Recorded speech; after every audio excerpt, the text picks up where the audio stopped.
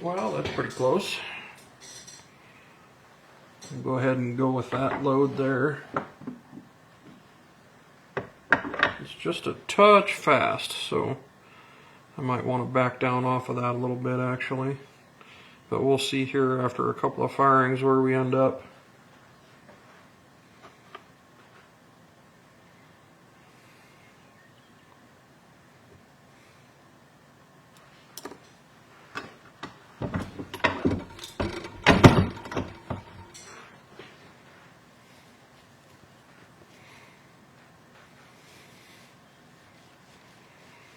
Got several more pieces of it here, so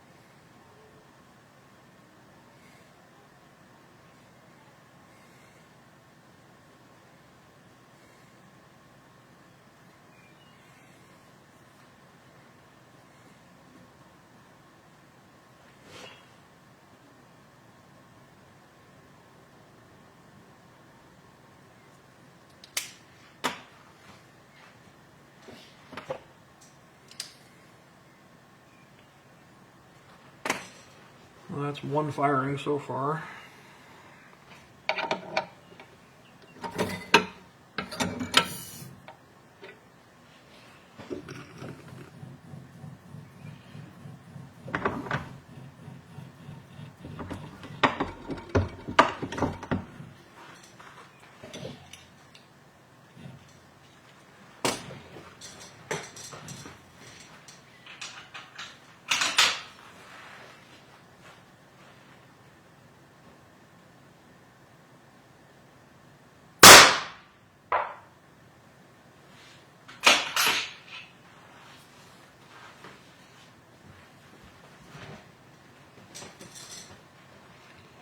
At 3440 foot per second on that one, so that's pretty close. I think we'll probably end up sticking with this load.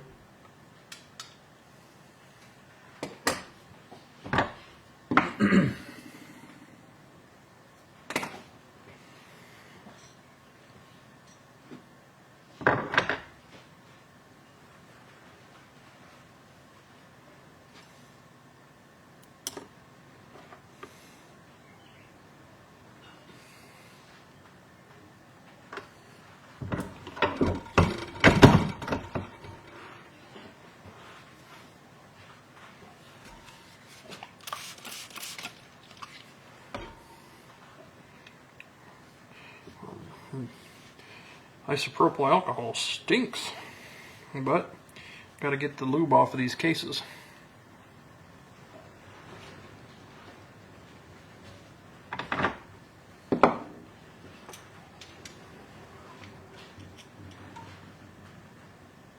Boy, that wind's really whipping out there. Alright, so we got about a couple thousandths of brass growth there on the first couple of shots.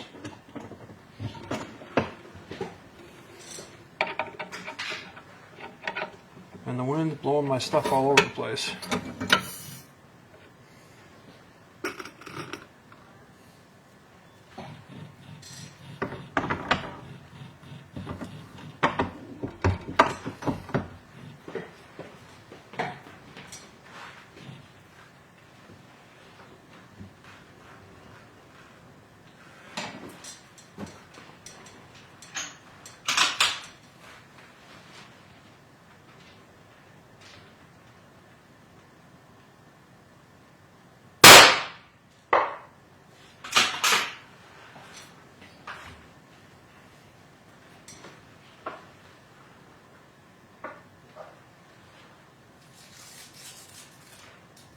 Recoil trigger's flipped out of its holder here.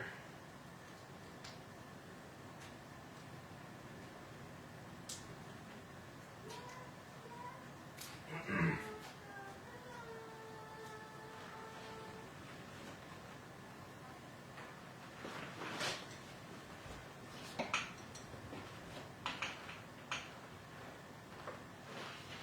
need to delete that shot.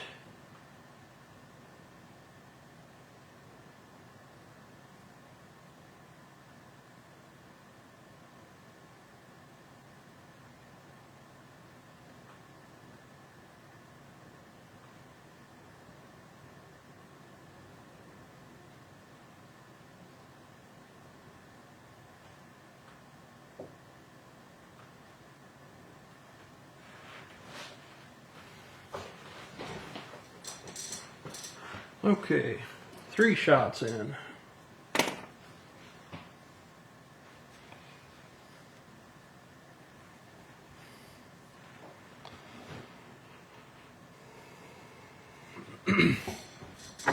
Well, it seems like our load has got pretty equal velocity, so I didn't actually have to change the load at all. So we're still at 41.6 grains of H4350 on this Peterson brass. So we'll see. I'm glad that we can get the same velocity and have it be relatively equal powder charge. That tells me that they're very close to each other in actual case capacity. And that'll make this test very interesting.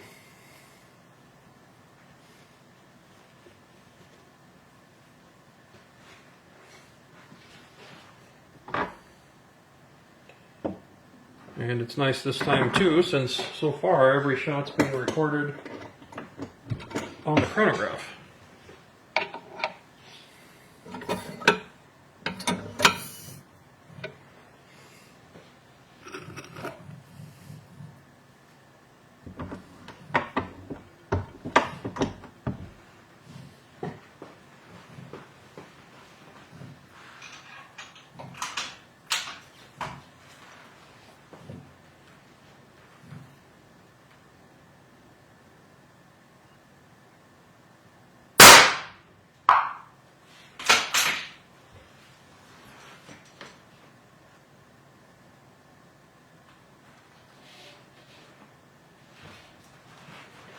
Yep, I'd say we're in the ballpark on velocity, so on with the test.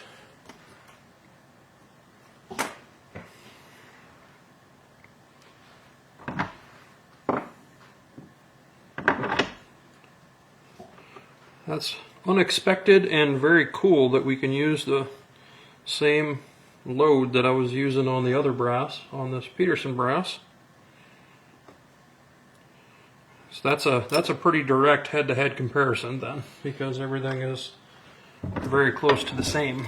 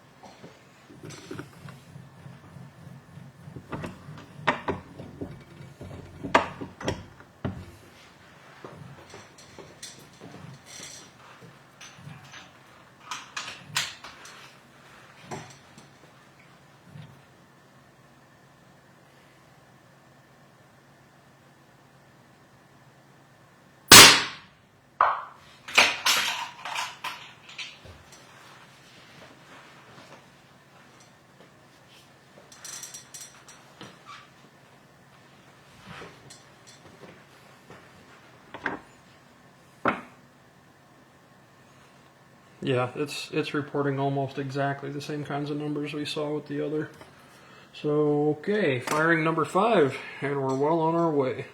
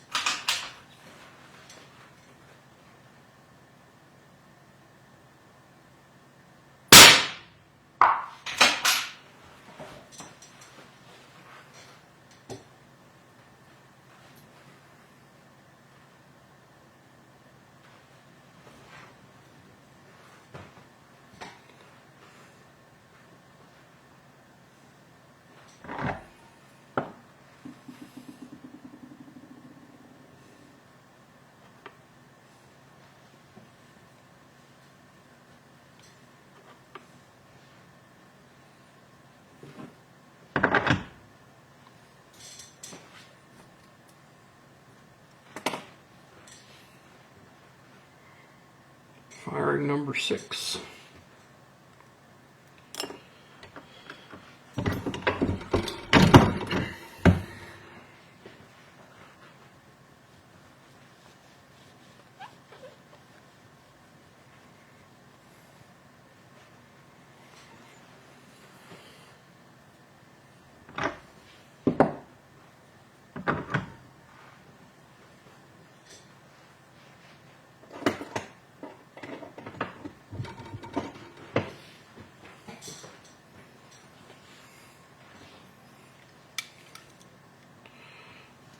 Oh wow. I was going to wait until 10 firings to put a trimming on this, but yeah, and I think I'll still try to get there, but let's see, we're 6 firings in, and I am right at about 7 thousandths of overall brass growth already. That's quite a bit. So we'll see how that progresses here. That might slow down a little bit once we get some firings on it. But I'll have to keep an eye on that. If it gets much longer, I'm going to have to try to trim that. So we'll see if we can get to 10 firings. So we just got 6 on it now.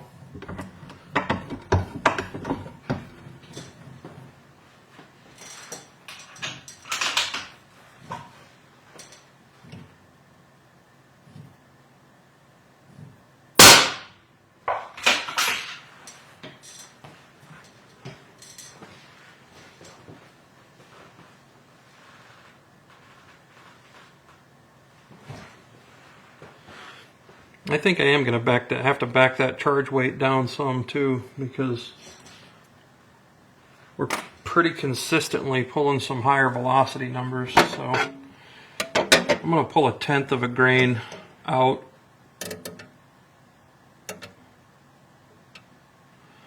See if we can get the average velocity to stay down where we want it to be.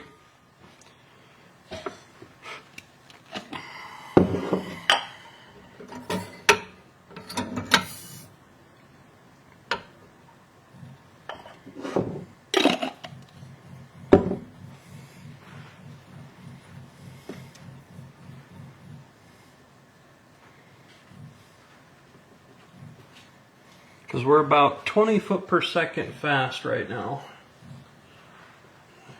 And we want the test to be as fair as I can think to make it. So we'll go ahead and drop that down a little bit.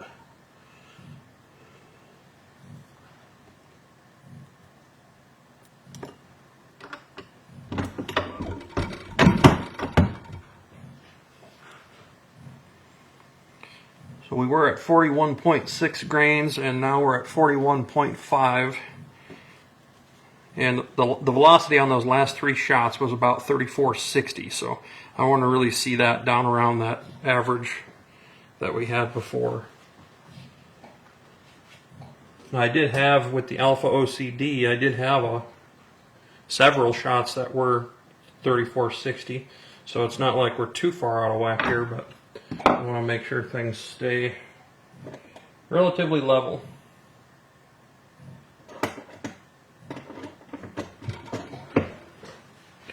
Primer pocket's still good there on after firing number 7.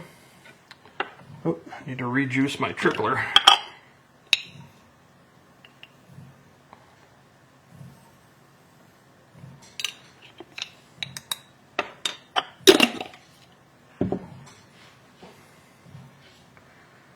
Let the old Prometheus run dry for a second.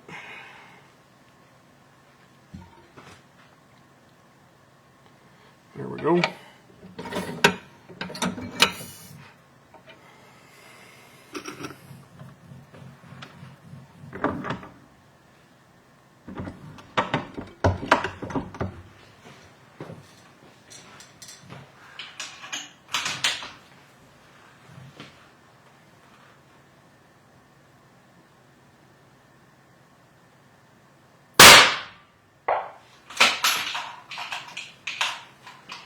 Let's elaborate our update here and show me what kind of velocity we're sitting at now. 34.38. Yeah, that's much closer to where we want to be. So that's firing number 8.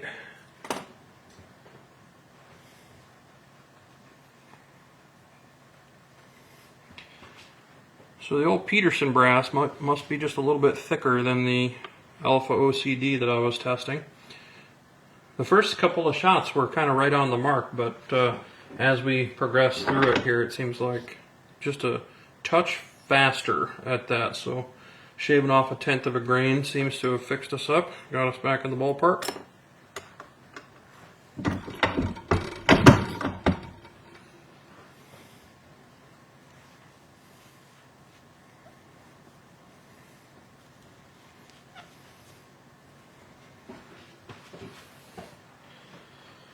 Check that overall length again here and see. Yeah, she's getting long. We're 1.924. So we've grown quite a bit there since our first virgin measurement.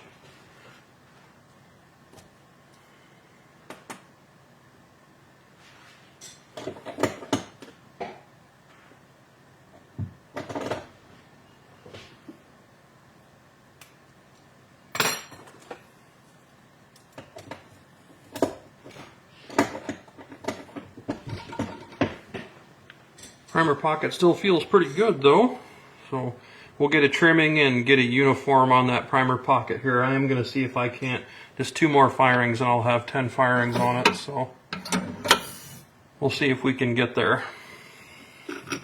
I'm pretty sure I got enough room in that chamber to buy another couple of thousands here, so we should be okay.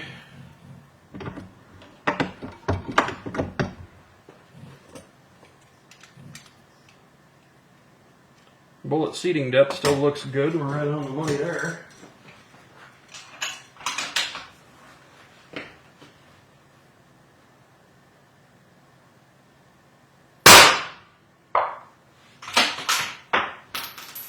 Butterfingers.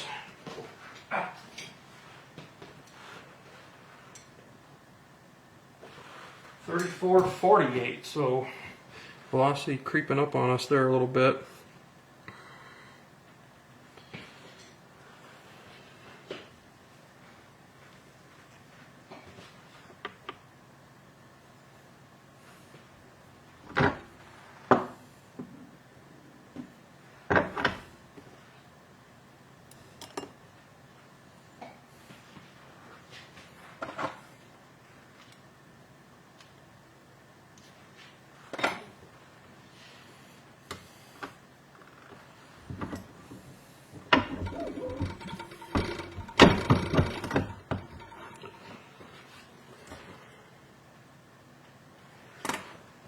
one more firing, we'll be at 10 firings, and then we'll go trim for overall length and uniform that primer pocket.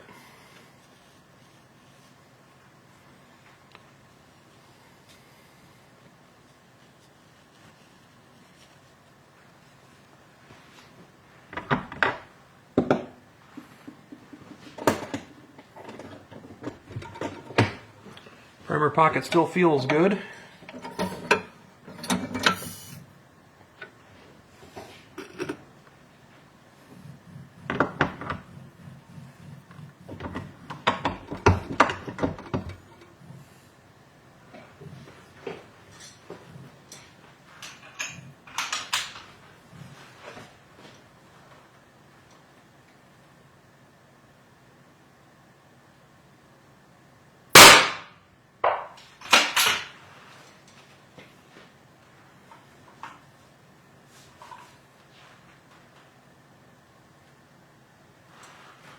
$34.68. Okay, so there's, I don't know if that's indicative of the brass flow here or what, but it's definitely changing. So it could be the overall length that caused that spike. So I'm going to go get a good trim here after I get it sized. But it's growing a lot. It's growing a lot more than the Alpha OCD did. And it's not necessarily that that's a bad thing. We'll see how everything behaves here during testing. But brass flows, people. It moves. So you have to be prepared to take those measurements. You have to be prepared to stay on top of it. So well, I got to get that primer out of there to give you a solid measurement here.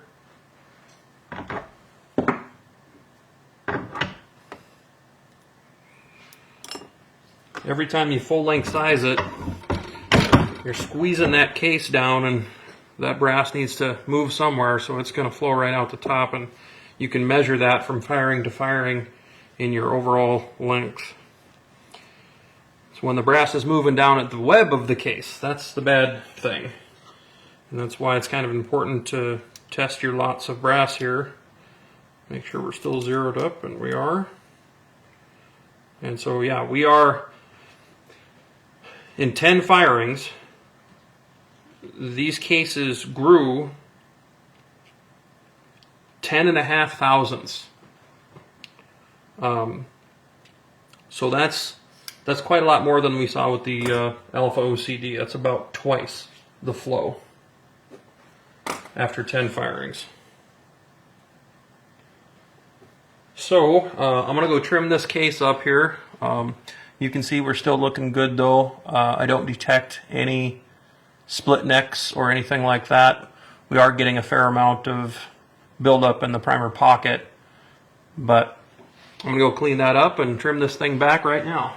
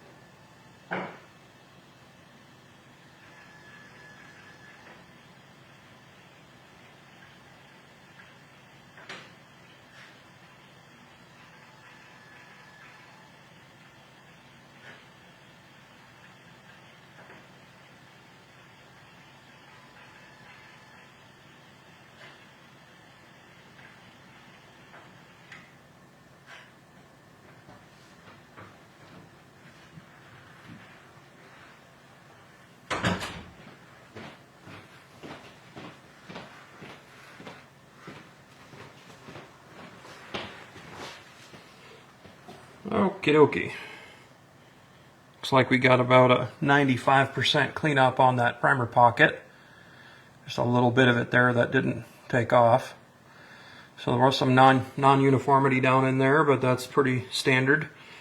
The way that brass sits in the bottom of these pockets, after a few firings it kind of gets pushed out, and then we went ahead and trimmed everything back down here.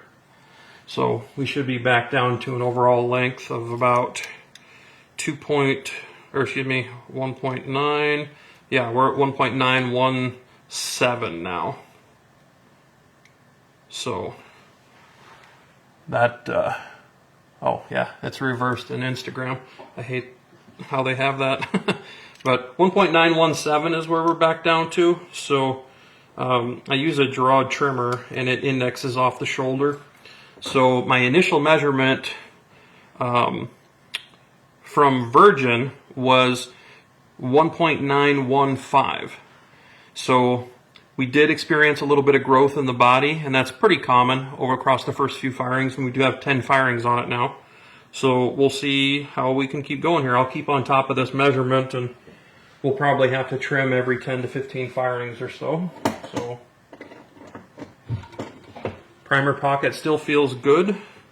We've got a very uniform feel to it now that we've uniformed the pocket, so that's nice. Always a big fan of doing your various ops on the brass.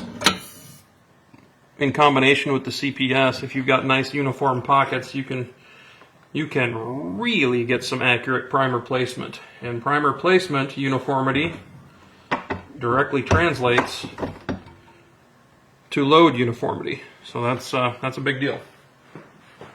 Here we go, firing number 11. It looks like my lab radar went to sleep.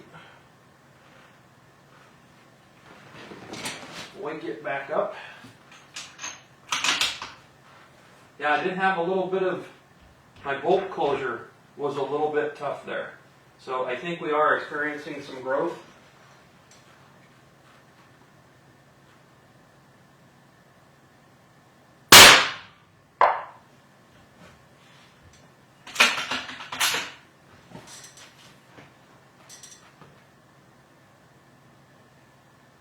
.3447, so we're right in the ballpark there. But that difficult bolt closure, that kind of concerns me a little bit, because that would tell me that we're growing a little bit in the body here. And I have my die set up, my sizing die set up for about 1.5 thou to 2 thou of shoulder bump. And so it's not as if it's not being pushed back enough. But what you run into is if the brass is not able to take the load or the velocity that you're working with, then what you find is that you get expansion down here at the web, the area that you don't really get to push back, and of course it's much harder down here, and so we'll see here. But yeah, a little bit of stiff bolt closure there. Matter of fact, I am going to take a Headspace reading real quick. I think we'll go ahead and use the 380 comparator, get us up on that shoulder nice.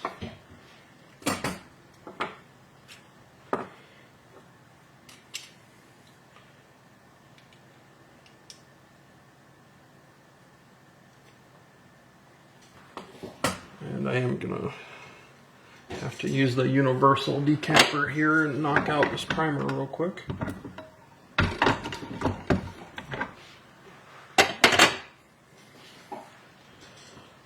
Okay, so this fired case,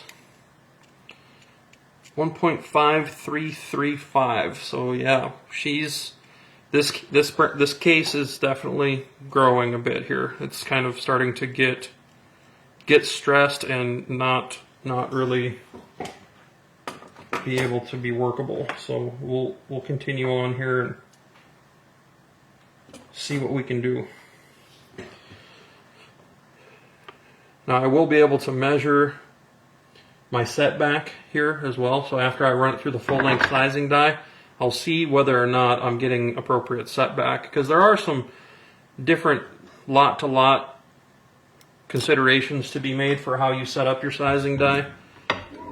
But we'll just make sure that we've got at least some setback here on this thing. Now obviously I did not change my die setting. Primal Finish asks, how many up to now? So this is the Peterson brass, and we just did our 11th firing. And bolt closed a little tough on that 11th round. It bolt closed a little tough. So take a look here. And so we're at 1.535 Okay, so yeah, we're having some brass growth that I did not see in the alpha. So the final, after resizing on the alpha, now this, granted this has 45 firings on it, but we see 1.534 on it. So yeah, there's that. So here I'm willing to bet that on this firing I'm going to see a little bit of tension. It seems like we're having some expansion in places here that's not really getting dealt with properly. So we'll see how this goes here. We'll try firing number 12. Primer pocket still feels good.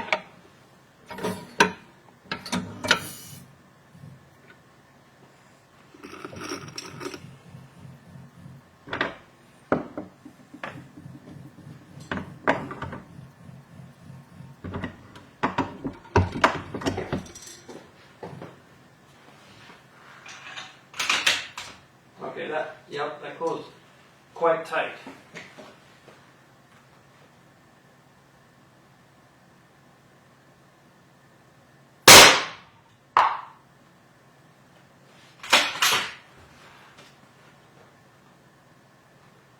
The bolt lift seemed okay. Oh, and we didn't get that shot on the chronograph for some reason. The trigger wasn't activated. Okay, we'll just go ahead and check our headspace on this thing again. The universal decapper, and get that primer out of the way. 1.533, so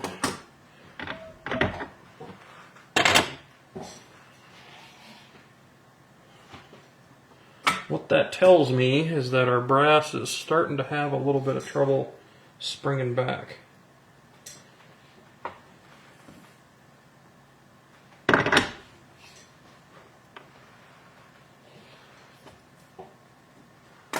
And we are on, that's 12 times fired now.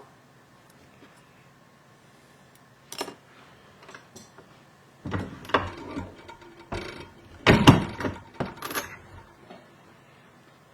does seem like we're getting contact there.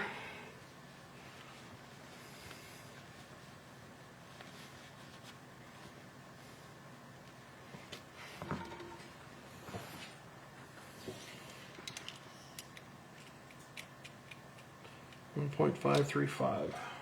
Okay.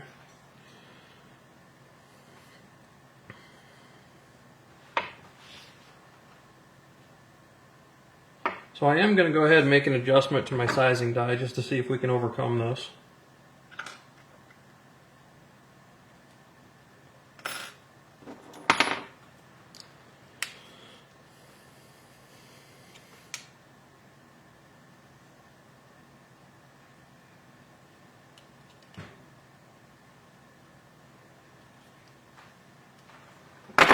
It should buy me about another 1.5 of clearance.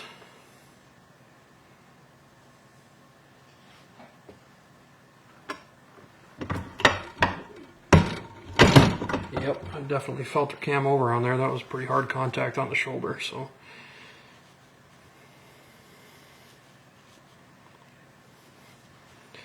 now the issue is that once you get to this point, it becomes a question. You know, do you keep chasing it with your sizing die, or do you just call it quits and let the brass be where it is? And that's a difficult question to answer, but let's see whether or not we got the appropriate adjustment here now. So yeah, we're 1.5325 now. So we are getting some additional setback. Let's see if that makes a difference. For firing number 13, primer pocket still feels good.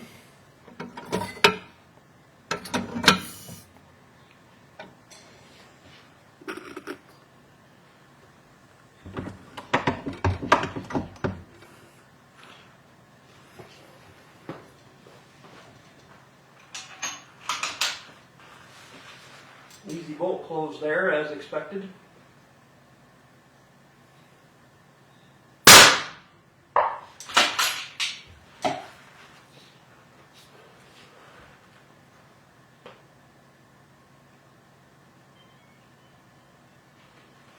.3451, so we're in the ballpark velocity-wise still.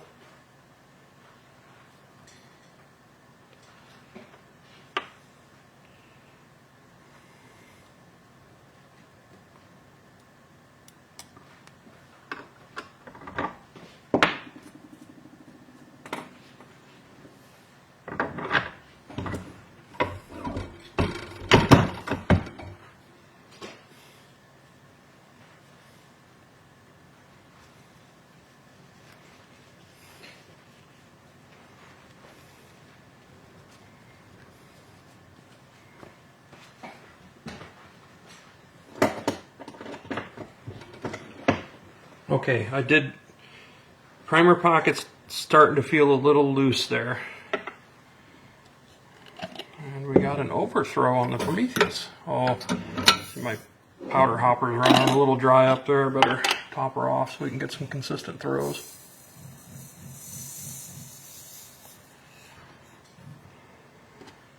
I think annealing would solve that bump issue, Jake Hardy asks. Yeah, so obviously annealing will be a factor, but I'm kind of doing a head-to-head comparison here. Now, when I was working with the Alpha OCD brass, I did not anneal it. And we saw 45 firings out of it before we ended up with a tiny fracture in the form of a split neck.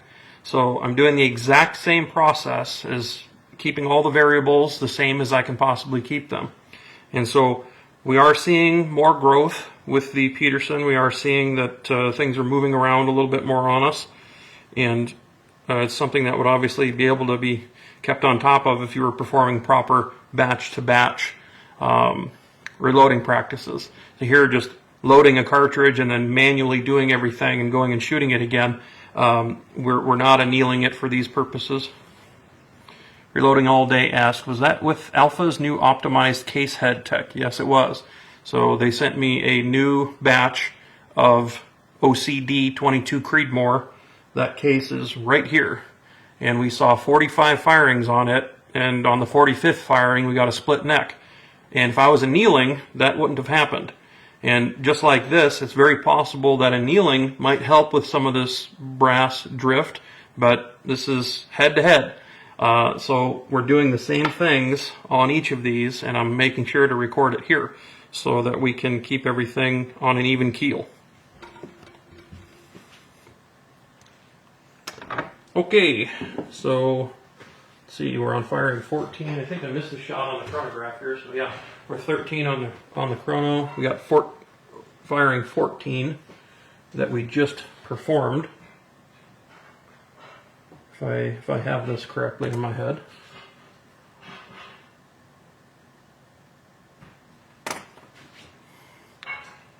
Okay, as I said there, after firing 14, primer pocket was a little loose. It was more loose than I saw there on the one prior.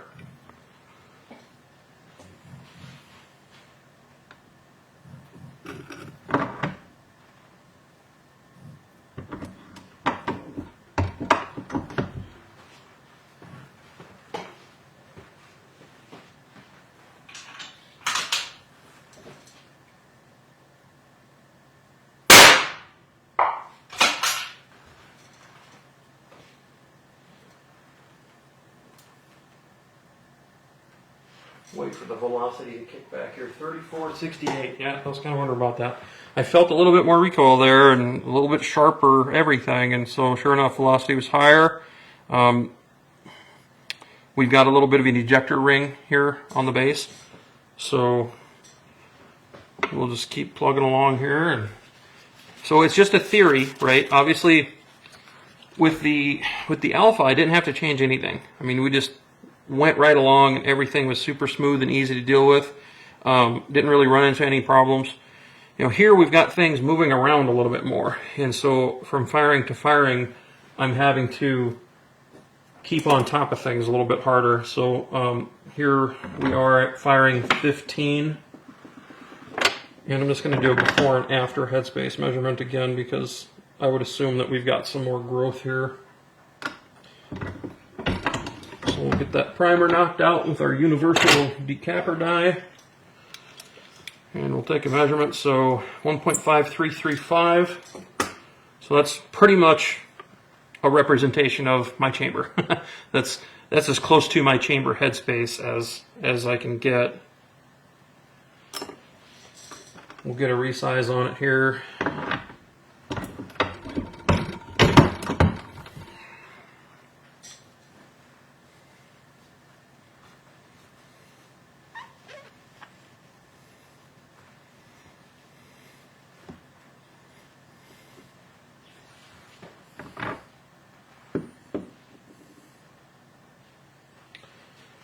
Okay, after sizing, so we're 1.5325, so we've got a consistent headspace setback. Now I had to, with the alpha brass, it was a different dimension. I had to screw my die down a little bit more and get a little bit more squeeze in order to get this Peterson brass to get set back enough to get a effortless chamber. So we'll see where we're at there.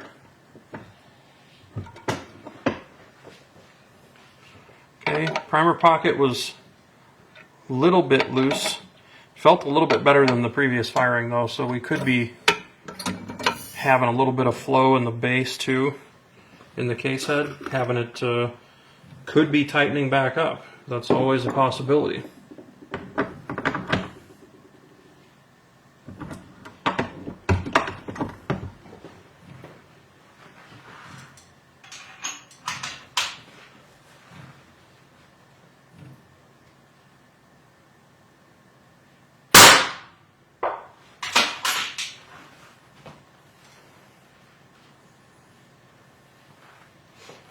I'd like to see this velocity back down where it's supposed to be.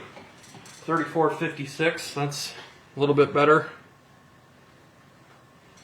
But that's the thing, when you've got your brass flowing to this degree, you end up with a little bit of having to do a little work between your firings. And it's not like that's a really bad thing, it's just something that you should be aware of. See what we're overall length measurement here is after we get resized. I'm curious if we're still growing substantially, or if that's kind of stabilized a little bit now that we've got some harder brass after getting cycled a few times. Sized pretty tough that time around. I think it'd be so cool to have actual numbers, you know, like if the presses put out a numerical value of how much force is being applied. That'd be interesting to see from cycle to cycle, to see how things change. Okay, so overall, so 1.925. Okay, so that's we've only fired 5 shots since it was trimmed. And I think if I remember the measurement that we were at before, we're a full 7 thousandths now over, because I think we're at 1.917 is where we were at before. So 1.917 or 175, something in that category. So yeah, it's about 8 thousandths. So after 5 firings, I really don't have a choice, but I need to go and trim this, because I don't want to get to that 10 thousandths over number that we were at before.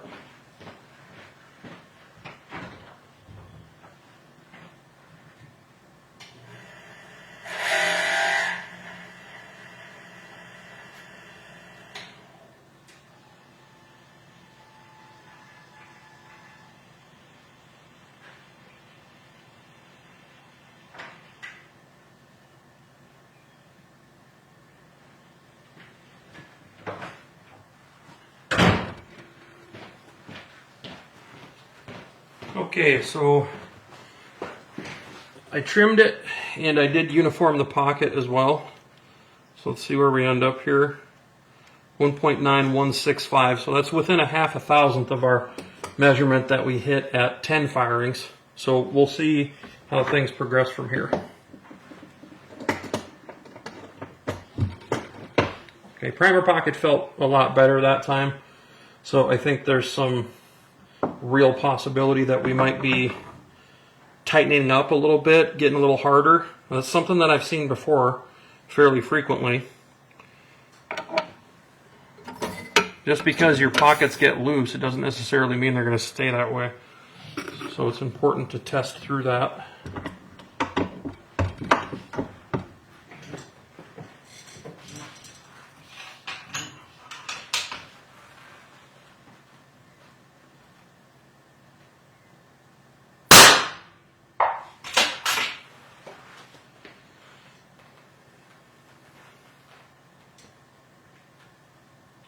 Lab radar is taking its sweet time to update shots for some reason. I don't know what that's about, but 3460. So there we are, creeping on the velocity again. And I know it's not because of overall length this time. So, but we have we've trimmed off nearly 20 thousandths or so of brass. So that's significant. You know, it's not a condemnation, but it's significant that there's brass moving, and it's moving quite a lot.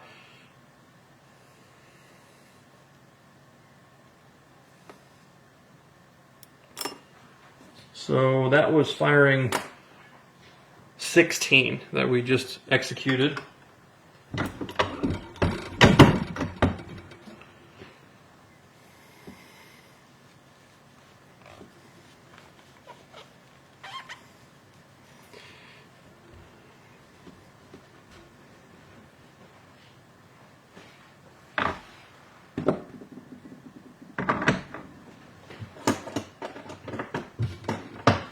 Primer pocket still feels good, so we're good to go there.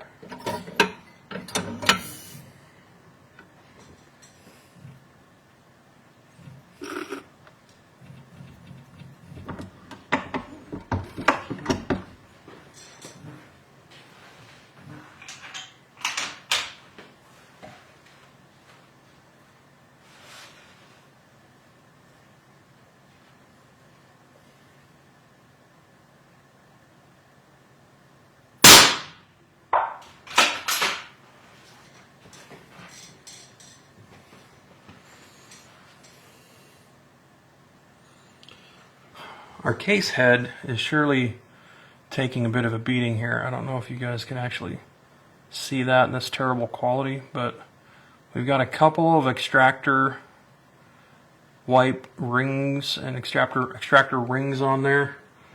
So it's definitely taken a bit of a beating. And as we're seeing this from shot to shot, of course we're keeping a track of the kind of brass flow that we're seeing. And it's a bit. So we've only got, let's see, that was firing 17 there. Gotta remember to write that. Gotta remember to make my little hash mark. Keep track of how many firings we've got here.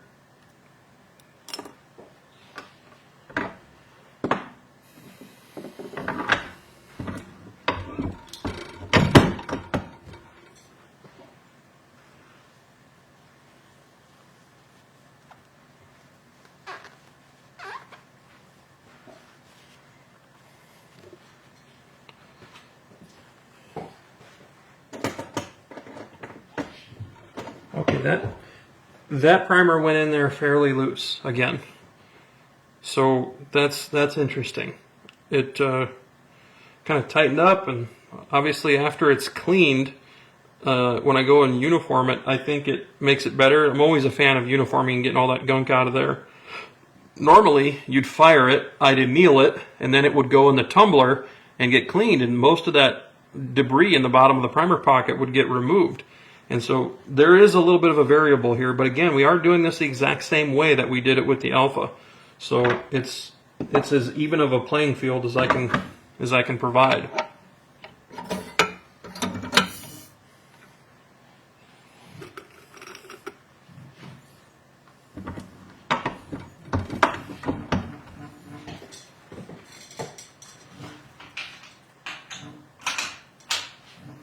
Okay, that bolt closed a little tough there.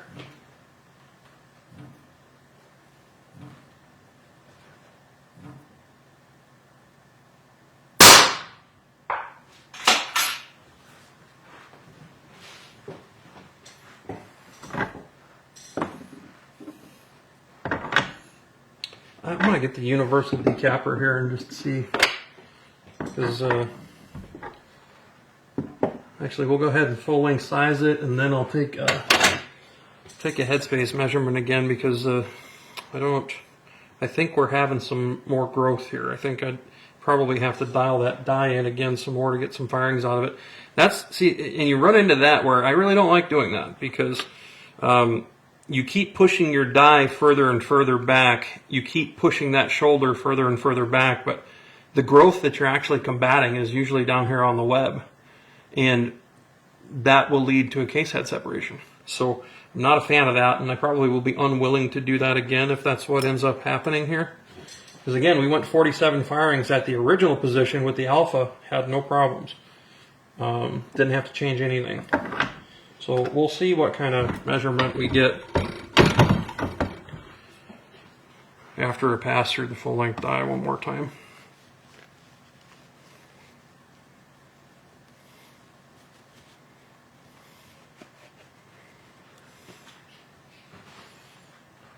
Okay, so 1.920. Okay, so I mean, we literally just trimmed it 2 firings ago, and we're already 4 thousandths almost over where we were. So 1.9205, and you know, I told you guys my measurement back there just a couple of firings ago. So that was my third, I think. 18 on the chrono, so yeah.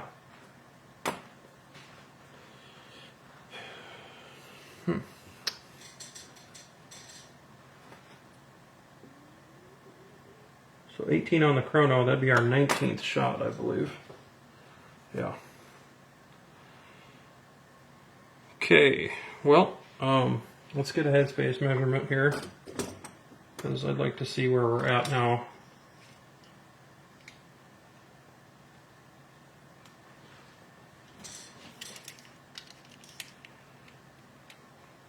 .534. Okay, see, this is pretty critical. This is one of those things where I get questions about this constantly. About guys will set their sizing die up, and then they'll have to keep setting it deeper to stay on top of their growth, and this is why. It's actually the brass. The brass is going to be growing and moving and flowing, and as it flows from cycle to cycle, it's going to change a little bit. And certain batches of brass are going to be easier to deal with in that variety than others. And so in this particular instance, we're seeing a pretty significant brass growth. So if I do one more firing on this, that'll bring us 5 firings from the last time that I trimmed, because I trimmed at 10 firings, and then I trimmed 5 firings later, and now here we're 5 again, and the brass is growing at an exponential rate. I mean, it's almost 1/1000th of an inch per firing. So we'll see where we end up here.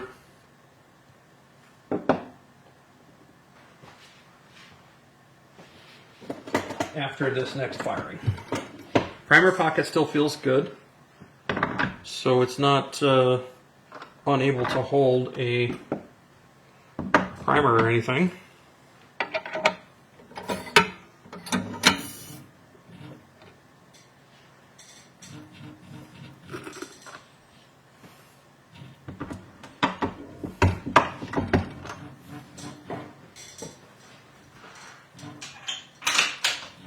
Yeah, tight bolt closure again, so that's indicative of that headspace.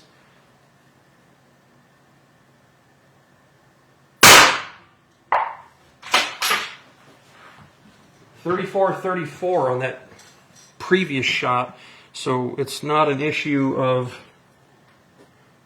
velocity. We're staying right in there in that same velocity as what I was seeing on the Alpha OCD.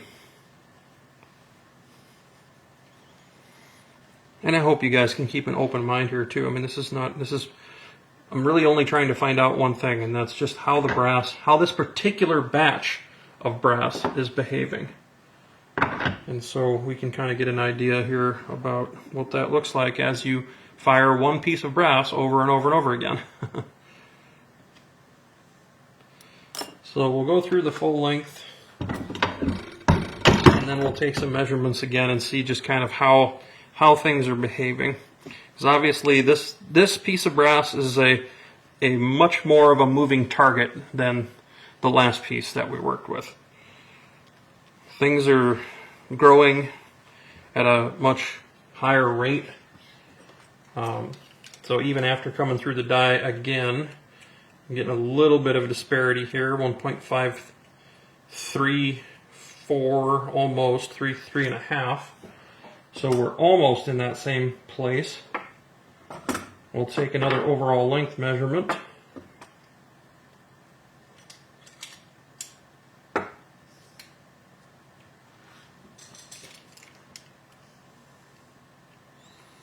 .9215.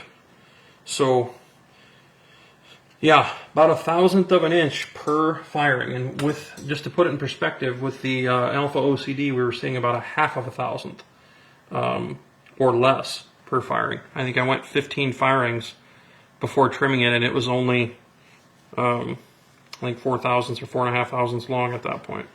So definitely need to go trim this up again. We're getting a little too far out. The obvious detriment is if this thing gets too long, this neck can find its way up into the throat just a little bit, and it can pinch that bullet and kind of crimp it in there. And that would be no good. You're going to have a high velocity, and you're going to have a pressure issue if that happens. So we're 20 firings in. I'm going to go trim it again here and uniform that primer pocket again.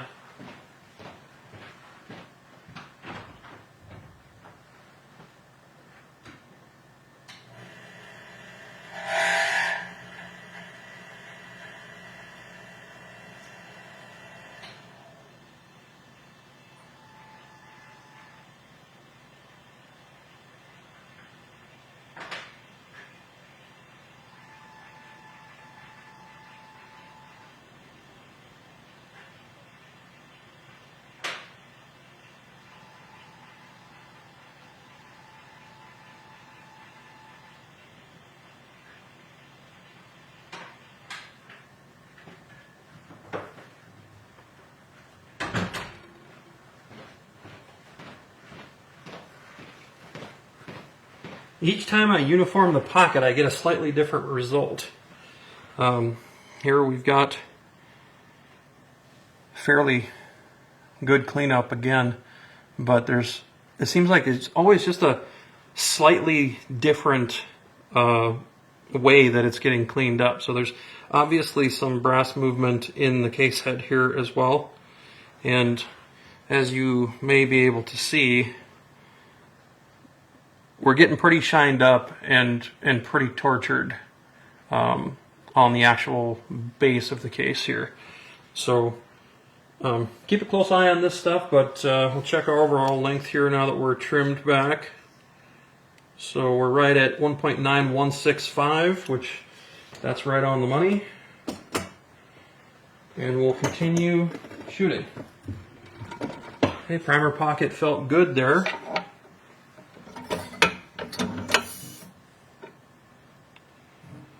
And I have been checking periodically a little bit for split neck again, but looks like we're fine there too.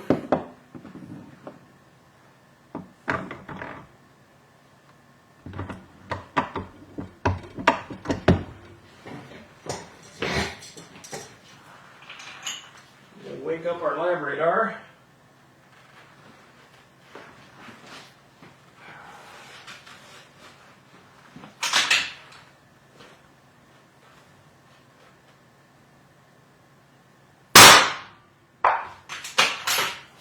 A little bit of a heavy bolt lift there. Let's see what the numbers look like.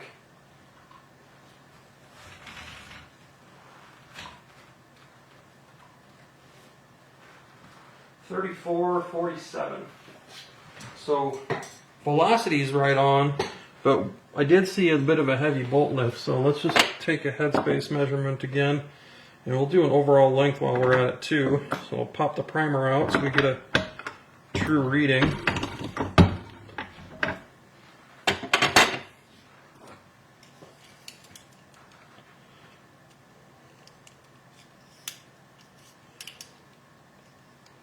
.914 on the fire, so we need to size it before that's going to be any value to us. Let's see what we got here on the headspace.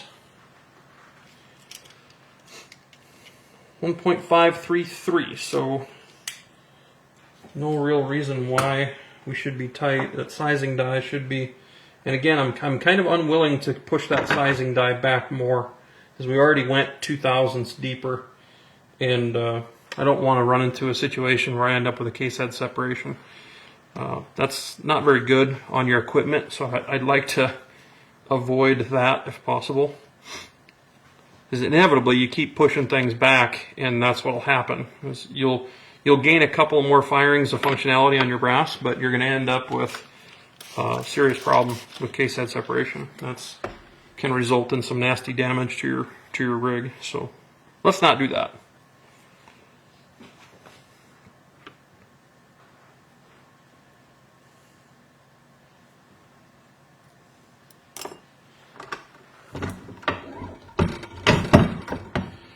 Yeah, we're definitely moving some material there. She's sizing pretty good.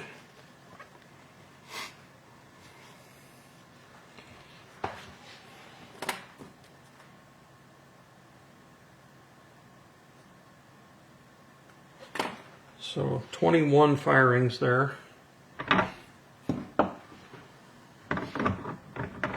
And so far I'm having to trim and uniform every 5 firings in order to stay on top of the brass growth, which that's not a big deal.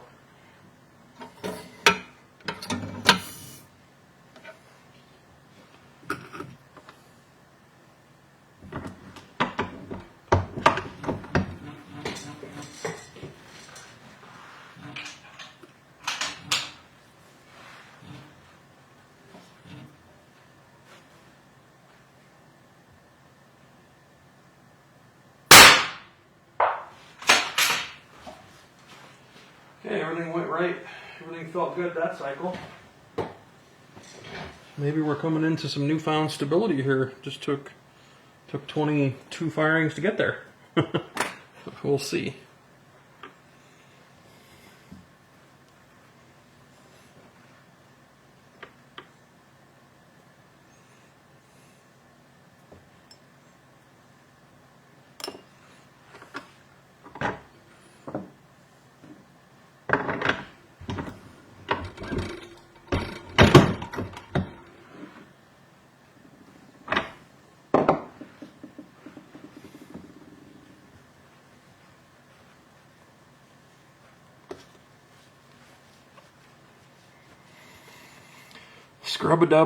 Scrub-a-dub the brass. You know, I much rather do this with a tumbler.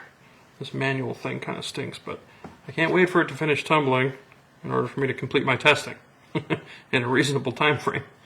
So that means doing it manually.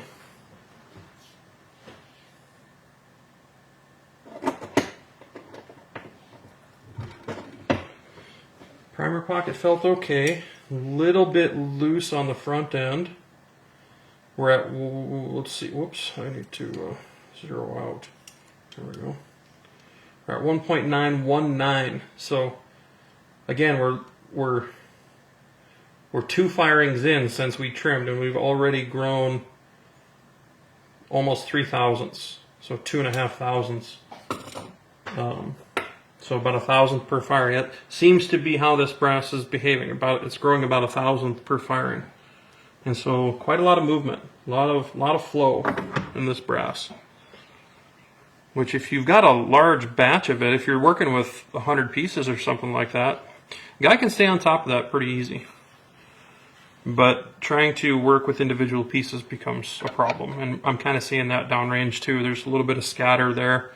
Whereas if it was a single batch of rounds, I likely wouldn't be seeing that. It would be more consistent, because you can zero your load in.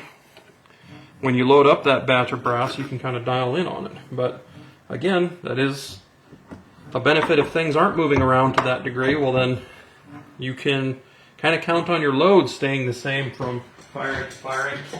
That's pretty cool.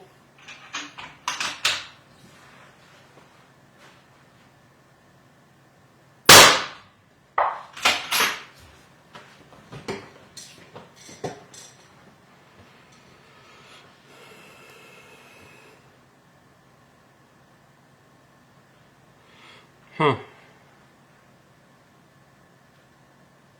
I wonder, I think we might have a split neck starting here. Oh, I can't quite see it. Yeah, I'm willing to go another firing on it here, because I don't, that might just be some goofy little scrape that got in there. So we'll keep going. So I can't quite see whether or not, yeah, that might have been, I think that was just something that scraped on there. So we will keep going.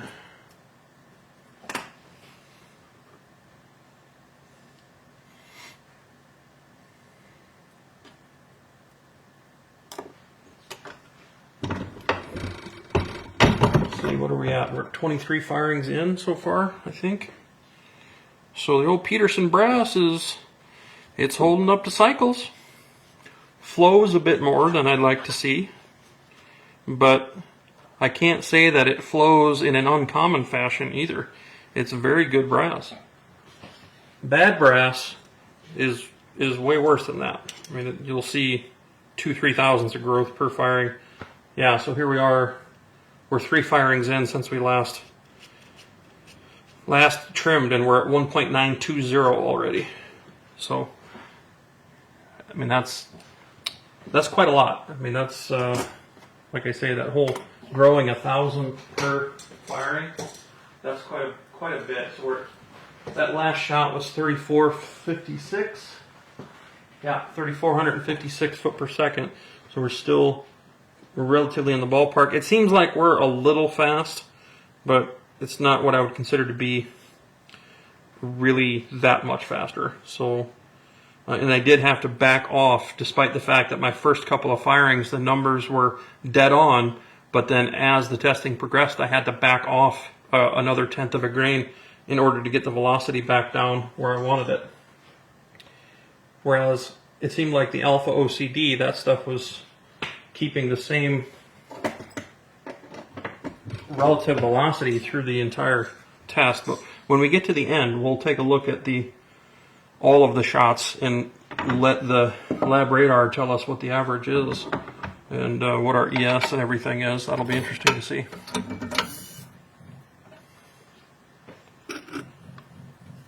But I'm definitely going to have to trim again after that 5th firing. So it's every 10th to 15th firing I was trimming with the Alpha, whereas this is at least every 5th firing that I'm having to trim it.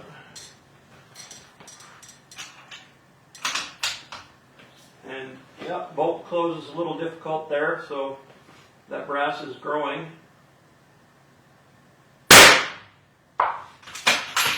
And heavy bolt lift also. So we're getting to the point here where I would have typically failed this brass by this point, but I kind of want to get a little deeper into it here and see how this is going to continue, because I typically don't want to stop right at the very first issue. So I already bumped the die back, and obviously it's clear that the brass is kind of liking to flow a little bit. So we'll carry on and see if we can get a couple of more firings here. But if the bolt lift gets too difficult, then I will halt testing at that point.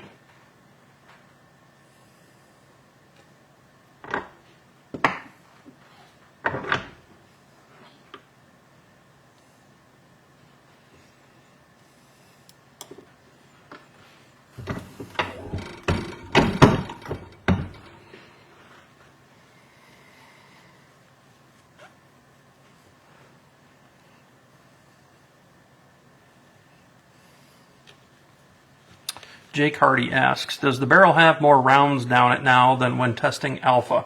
More pressure on this brass because of carbon ring or dirtier barrel?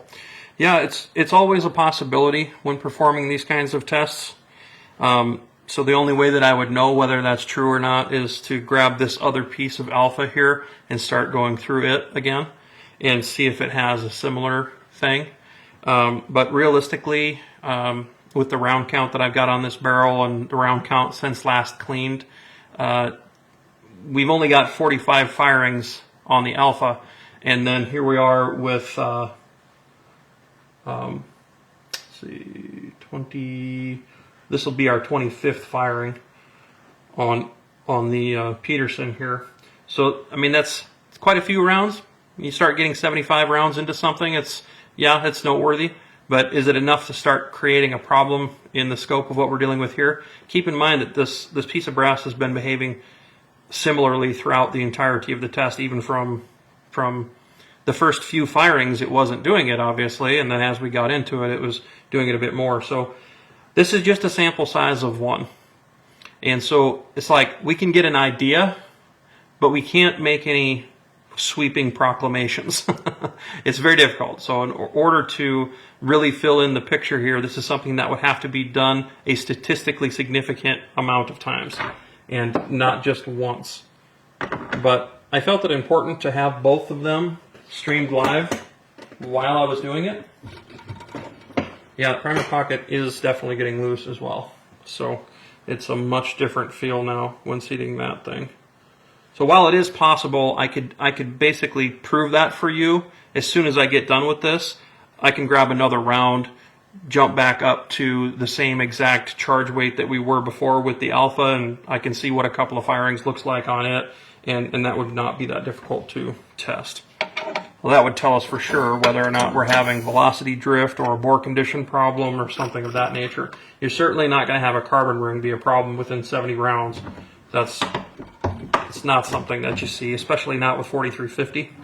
If it was a much dirtier powder, then I would say it's a possibility.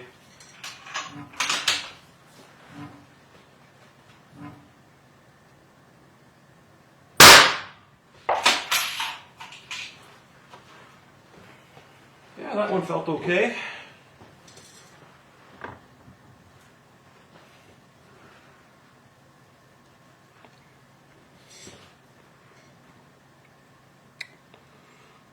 So I have some misgivings about we'll see how the primer pocket feels after that shot. So our velocity that time was 34.45, so right in the ballpark there.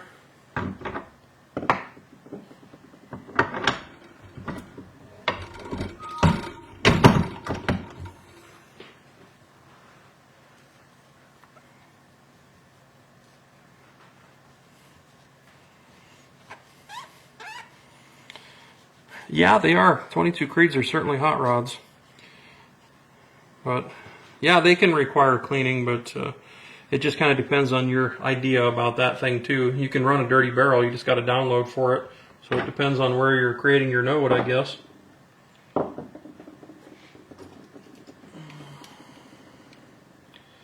.9205 overall length, so that was our 23. So that's our 25th firing there.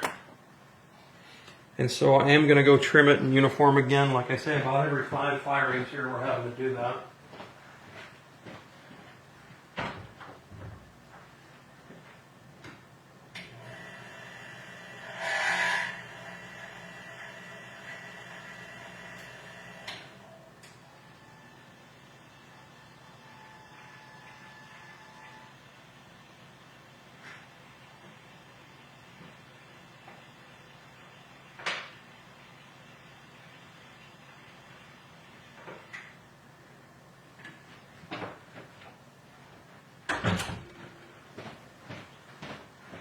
Okay, we are trimmed and uniformed, so we're back to 1.917, so it's about 0.5 of length coming from somewhere, but that's well within the realm of what normal measuring tools can handle, so we'll call that good.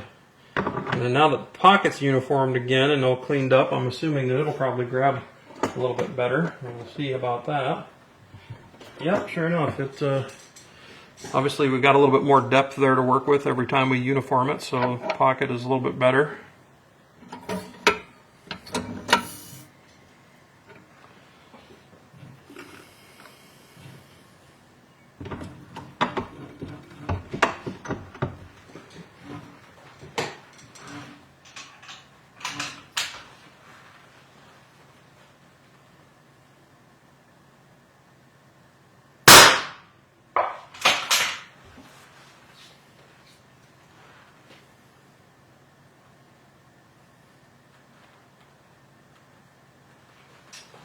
$34.69.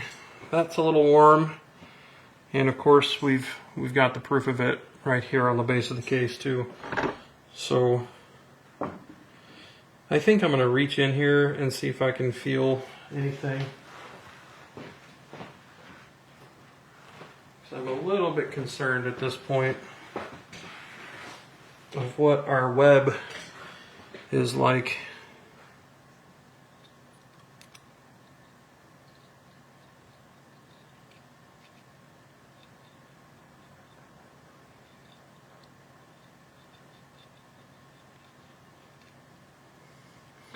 Yeah, it's difficult to feel, but I do think that we're having a little bit of a shelf forming in there. So we'll see. We'll keep going here. If I have a case head separation, it's not that big a deal. I can remedy that. But I think I probably would have stopped shooting this brass a little while ago. Were it not for the purposes of this testing. Because that's a lot of material to flow out the top. We've trimmed it 4 times now. And so that's quite a bit.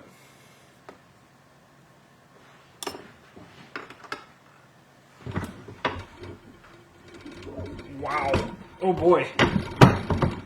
That was interesting. I don't know if I just didn't get the proper amount of lube on it there or what, but like it really sized hard. So that's quite a lot of expansion.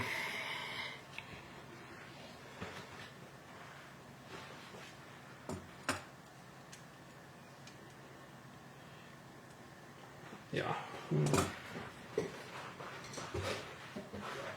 So just that one firing, and we grew almost 2 thousandths, so right at about 2 thousandths on that one firing. Getting a little sketchy here, folks. Getting a little sketchy. All in the name of science, right? So we continue. Hard sizing around the web, yeah, I'm pretty sure. I should be taking some web measurements here, and I think I will on the next time through. See how much we're growing on the web, because that one was a little sketchy. That was pretty tough. So something tells me that we've got some pretty serious movement here. Significantly looser pocket that time through. So what are we at here? Yeah, that's firing number 26.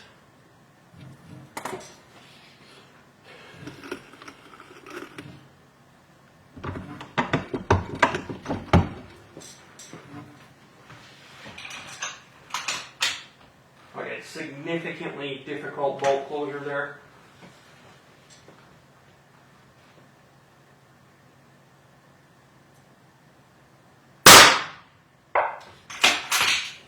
Bolt lift was pretty tough.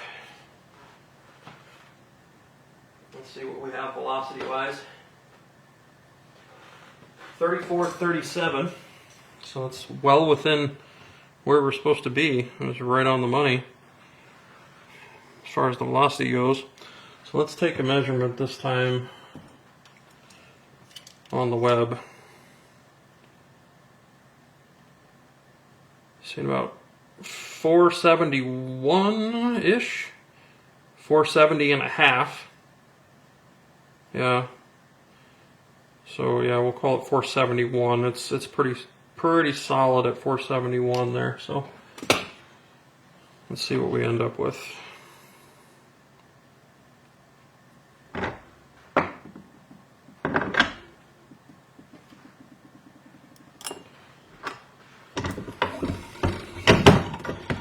Sized okay that time.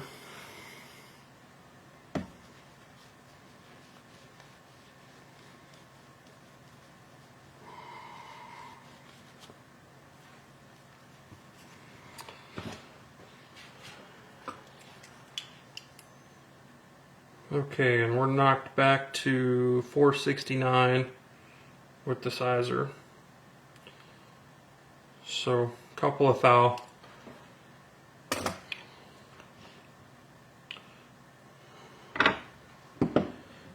And overall length here, so that was firing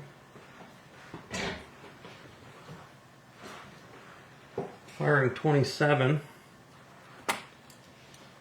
And in just those two firings, we've picked up, we're at 1.9195. So we picked up basically 4 thousandths in those two firings.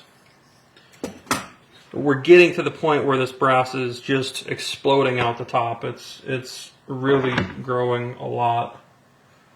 At this point, I'll have to trim it before I get through these 5 firings if I'm able to keep going. So we'll see if that's the case or not.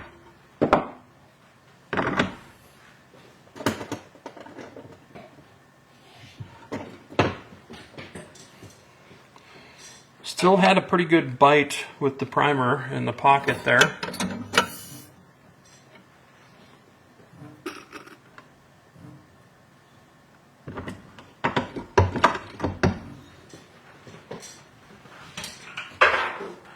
Butterfingers.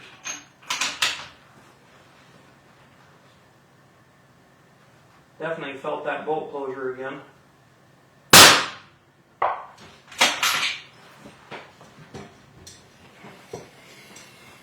I don't know if you guys can see this very well, but base of that case is getting pretty beat up. There's a fair amount of pressure sign on the base.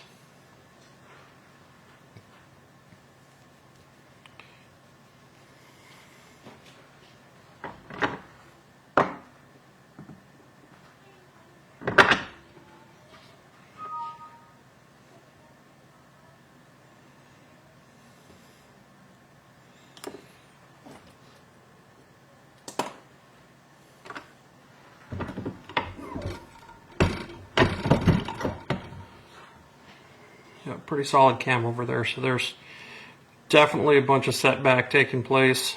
So I felt that hit the end of the stroke, and then really, really difficult to cam over. So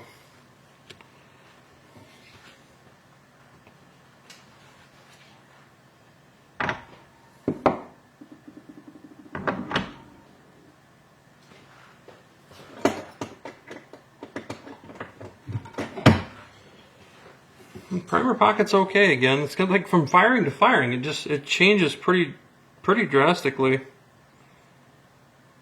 Not seeing any split necks here.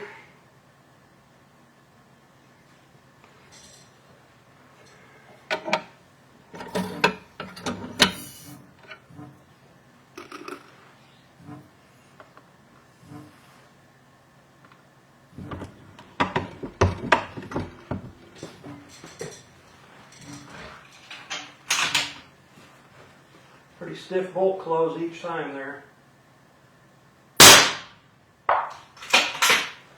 Heavy bolt lift.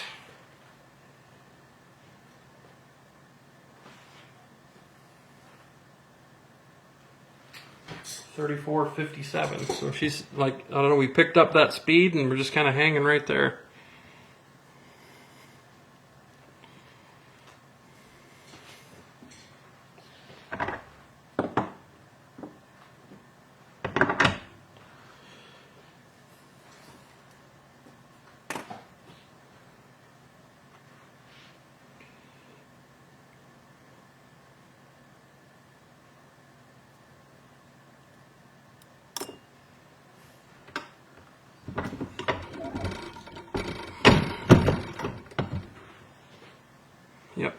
Sizing tough there.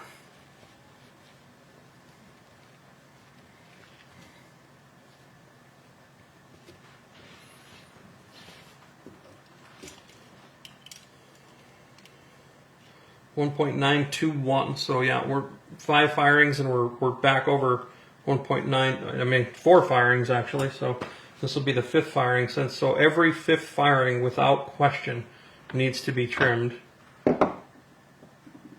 And again, it's like, is that a bad thing? I don't know. This test is obviously not meant to determine that. This is kind of to determine how good, or rather, what the kind of characteristics this brass has.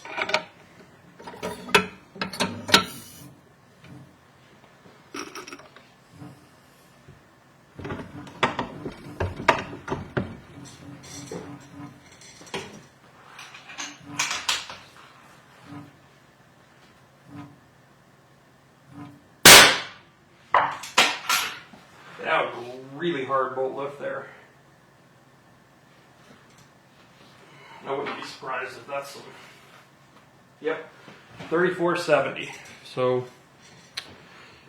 I'm going to halt testing there for just a moment. I'm going to grab another virgin piece, just for the sake of science here, and see.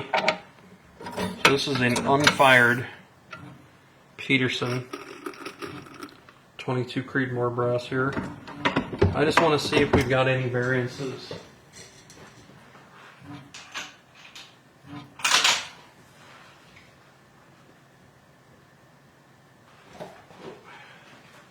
Closed my bolt and freaked out the chronograph.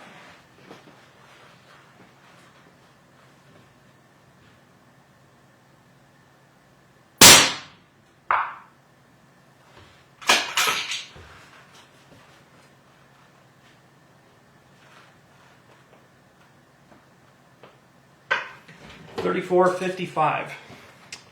So that kind of confirms my suspicions. It's not bore condition. Now it's just one shot, but I can very easily take another shot and see where we're at.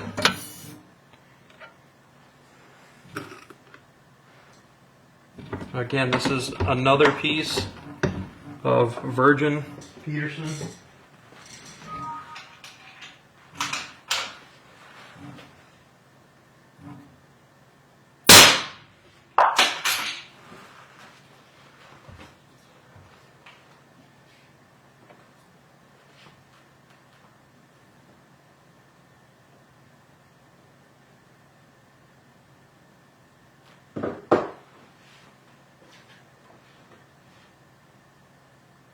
So 34.54.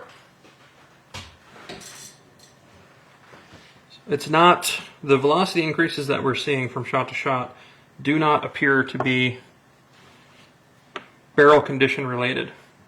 It's just a variance that we're seeing from shot to shot. So that kind of answers a lot of questions.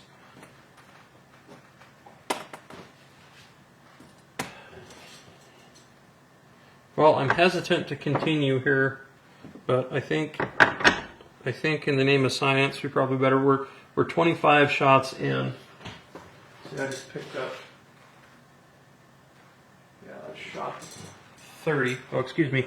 We are 30 shots in, and so I'm gonna go ahead and size this. We're gonna go trim it, and we'll see how we get along here for the next few shots, because there's a lot of flow here, and I'm just kind of curious on where this is going to go, because it could end in a couple of different ways. Either case head separation, or we could finally see the pockets go, or we may end up seeing a split neck. So we are 30 firings on this Peterson brass thus far, and I've had to trim it every 5 firings. And that's quite a lot more than what I saw with the Alpha OCD. So I'm going to go trim this and uniform it.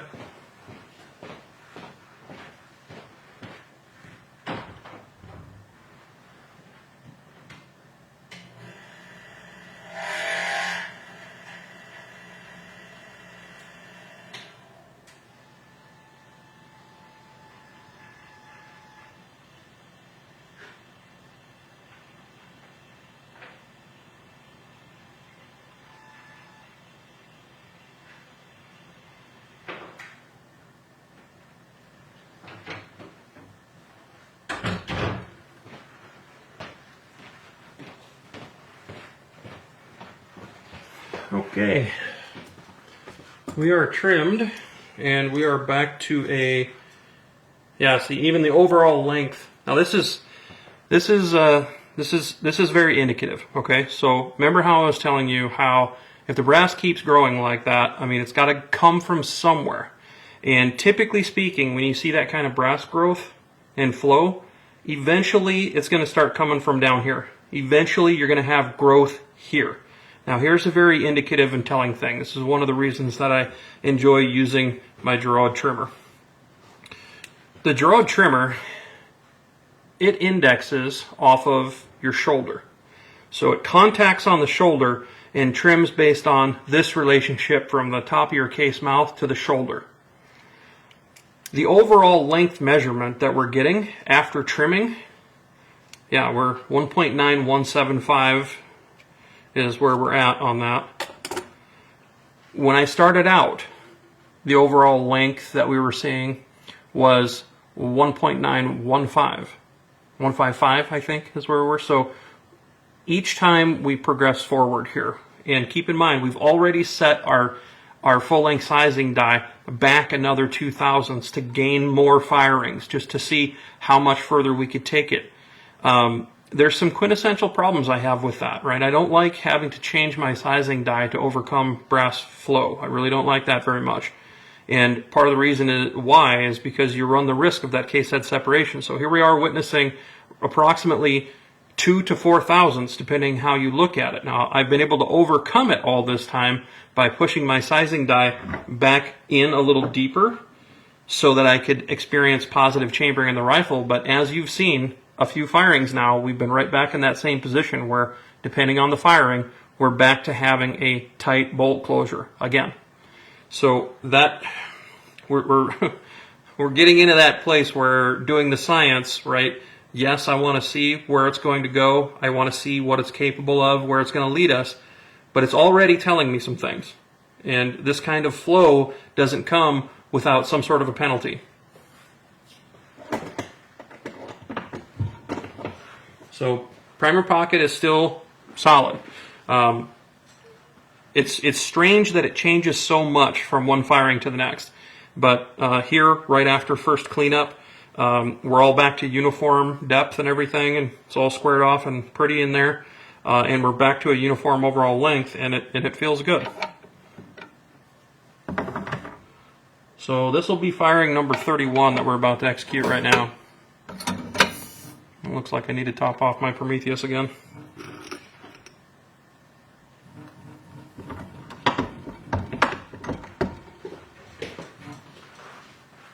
Wake up, lab radar, wake up.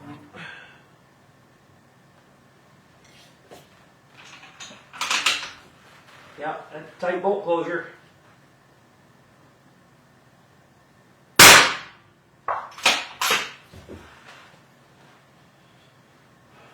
See what kind of velocity we're reading here. 34.28. That is a big deviation. But again, we did trim the brass and we did a couple things. So stands to reason that we should see a change. But again, very drastic from one firing to the next. It's like a full-on discovery process each time you get a firing on it.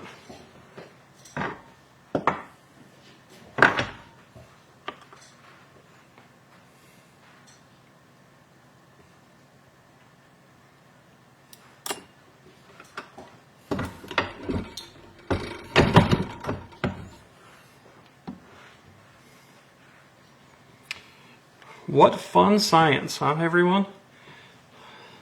This is why it's so important to live somewhere where you can shoot right out of your office.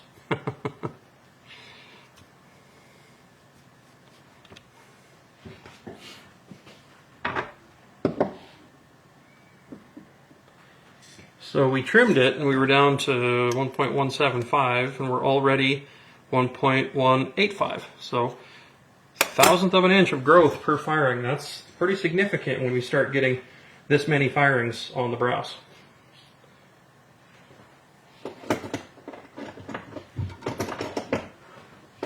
Primer pocket's still relatively okay there. Again, it kind of feels a little different than the last time, but again, we're not uniformed right now.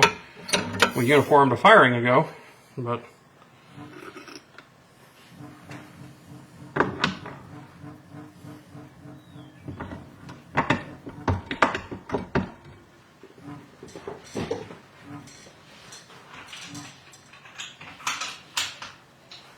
stiff bolt closure again.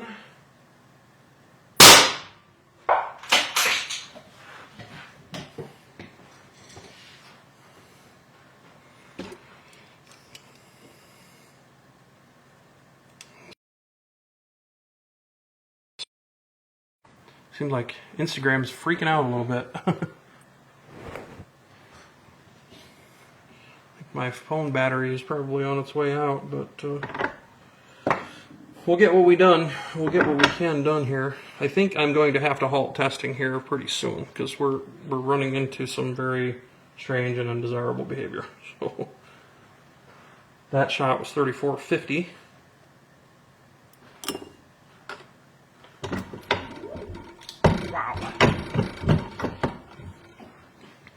Tremendous amount of forestry size there.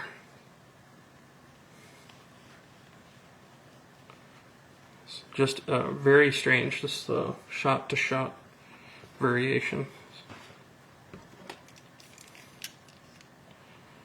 1.919, so we're 1.9195, so almost up to 2 again, and we're only 2 firings in.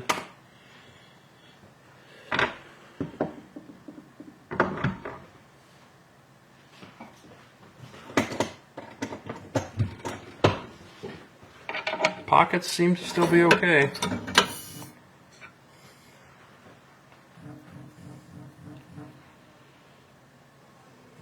No sign of a split neck.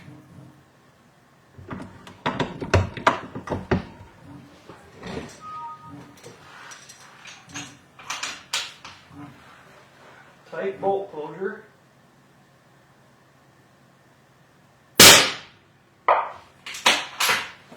Heavy bolt lift.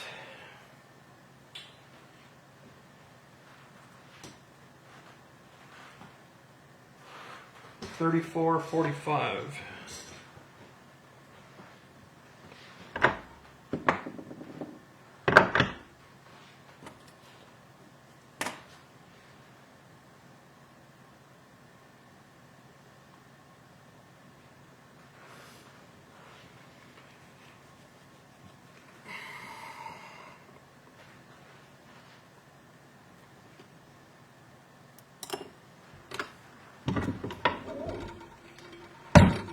Wow.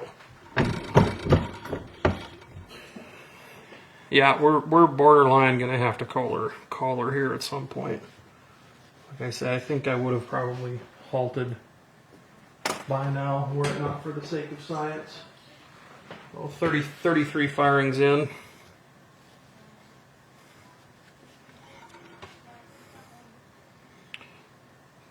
However, gotta say, pretty proud of our American brass manufacturers to be able to produce brass like this, because I have seen much worse. You would not believe how much worse. Like, I'd be done in 5 firings with the bad stuff. It's the bad brass does not behave like this at all. Bad brass is not even close to this.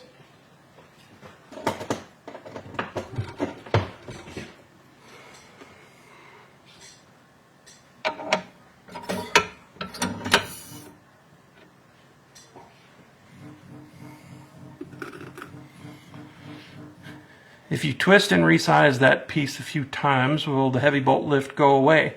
Yeah, I could squeeze the, I could just dial my sizing die back a little bit more. Like I said, I already did that, and you keep doing that and you run the risk of case head separation, and that's not a good thing. So the idea is you kind of want the brass to do its job without having to have your sizing die changed all the time. It's kind of a Pretty big deal.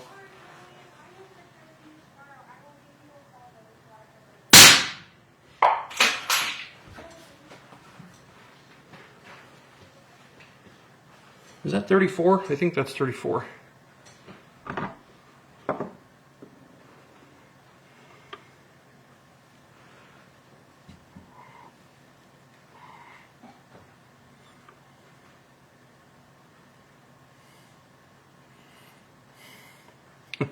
Yes, you do know the brand that's done in 5 firings.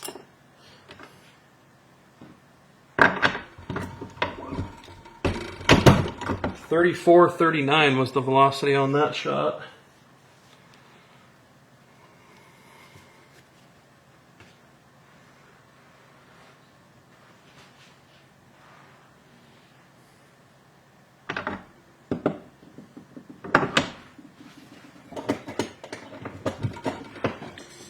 Primer pocket was fairly loose on that one. Primer, it almost fell right in there right up until the very end, so.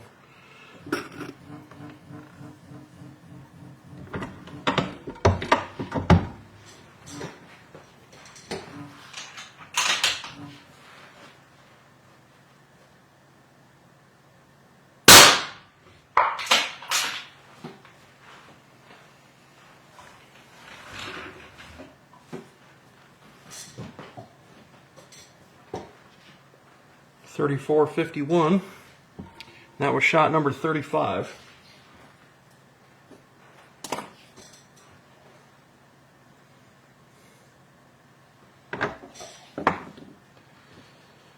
Okay. We'll take some measurements here. If everything's kind of going how it has been, we'll definitely need to trim.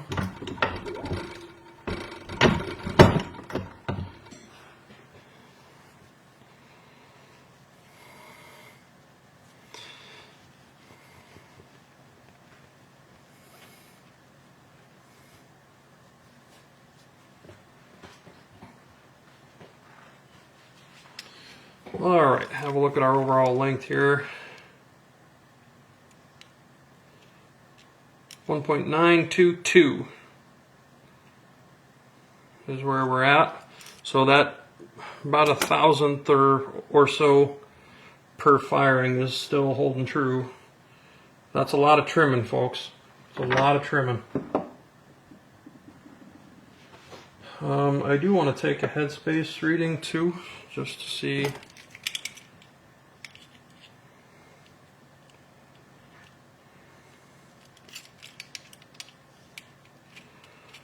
1.535.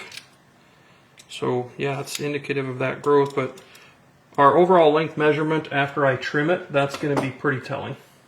So we got another 5 firings. I'm going to go trim and uniform and come back and we'll take that measurement.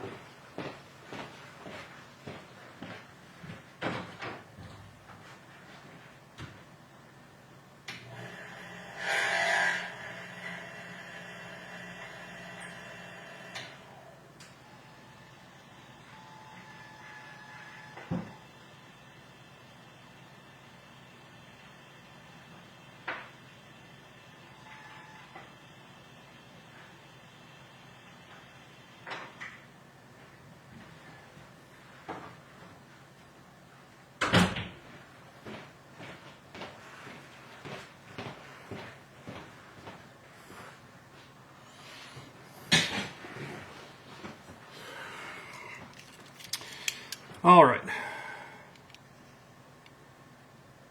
1.918. So we kind of hung right in there at our previous measurement. We'll get another firing here, see how things go.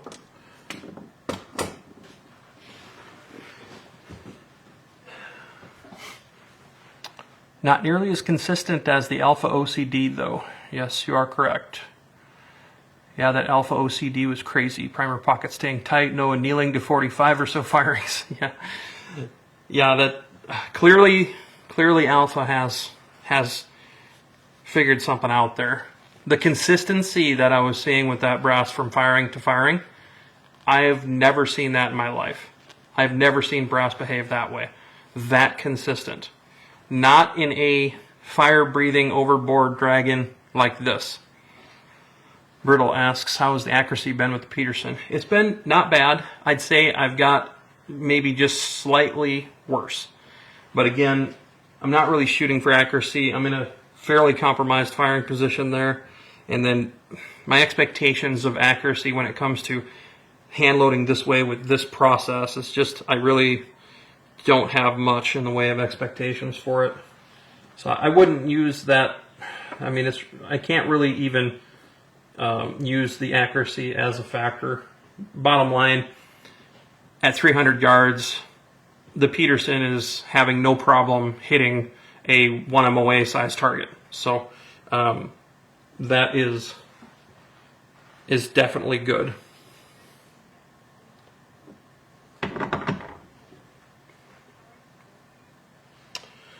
Okay, let's get primed up here. We'll carry on. Nice clean primer pocket. It felt good going in there. So I'm going to take this opportunity to top off that Prometheus again.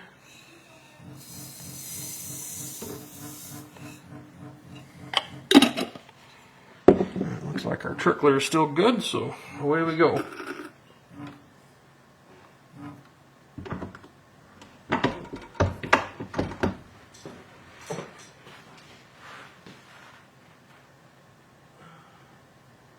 Wake up, lab radar. Okay, still very tight bolt closure there.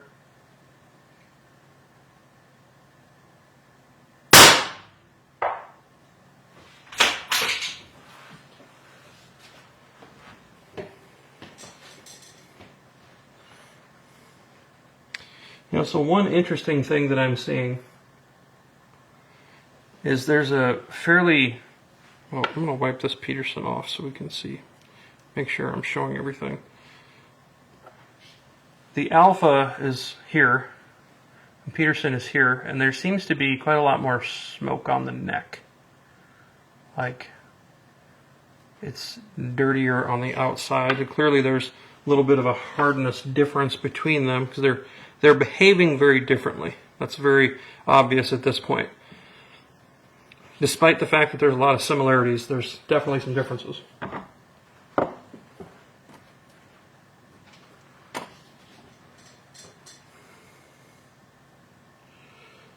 Okay.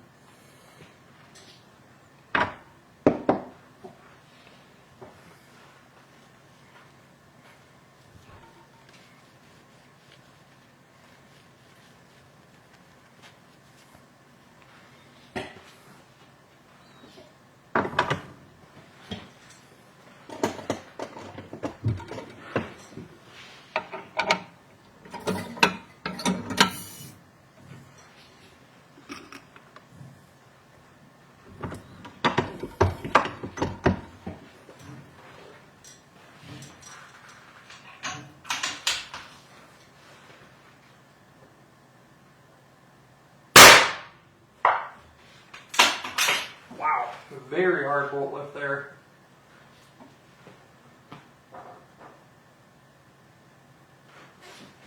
Velocity's right on, 34.43. That's strange.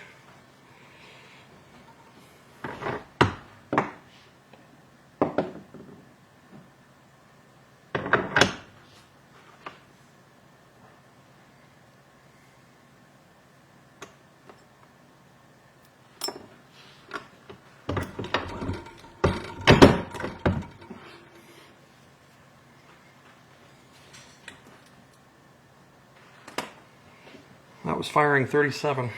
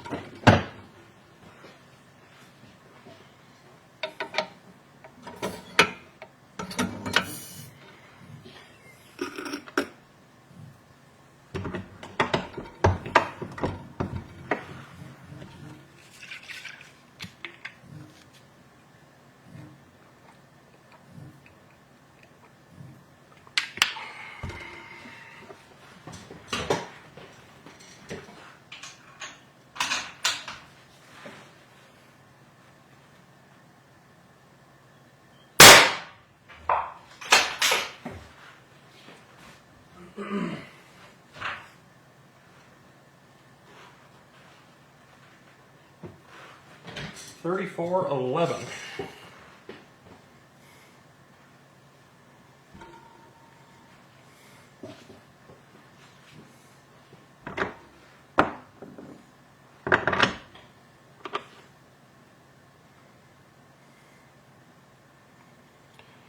Primer pocket seems holding up okay. Like I say, it varies. Holy buckets. The shot-to-shot variance, it's undeniable that with this kind of brass flow, clearly it's more difficult to stay on top of. I mean, that's just a fact at this point. That's pretty undeniable. The shot-to-shot variance of what I'm seeing and what I'm feeling, it's definitely changing from shot to shot. So firing to firing, it's not quite as easy to deal with. And I don't quite know how to explain that. There's a lot of variables to unpack when you're thinking about why that would be. But I mean, it's not like I'm sitting here looking for one outcome over the other. It's just I want to see this brass that these companies are producing these days. It's always a good thing. You should check it out, see how it's actually working, whether or not it's able to do what you want it to do. The only way you know that is by doing a test like this.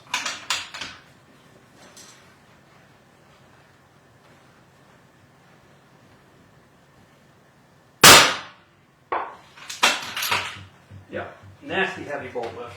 Nasty heavy bolt lift. So 3457, so it's definitely a spike there. Let's see what we can feel.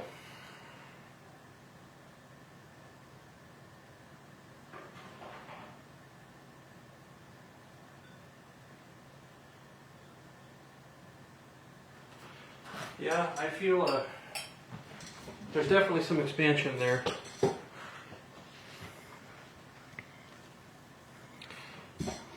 But she's still going, so if it's going, we're going.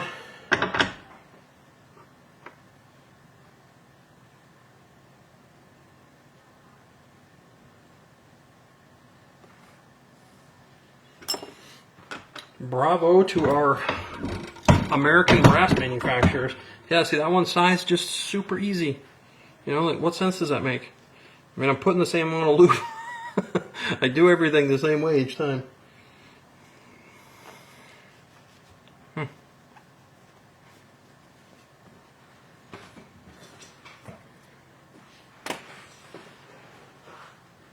Firing 39, yeah, that was 39. So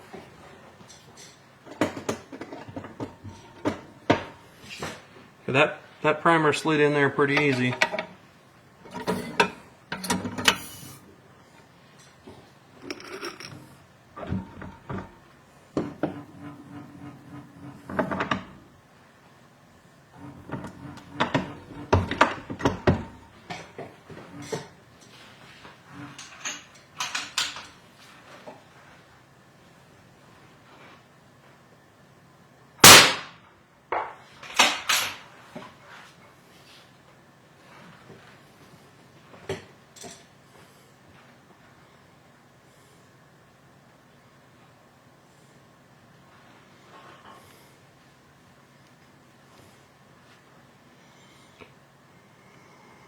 That was firing number 40 right there.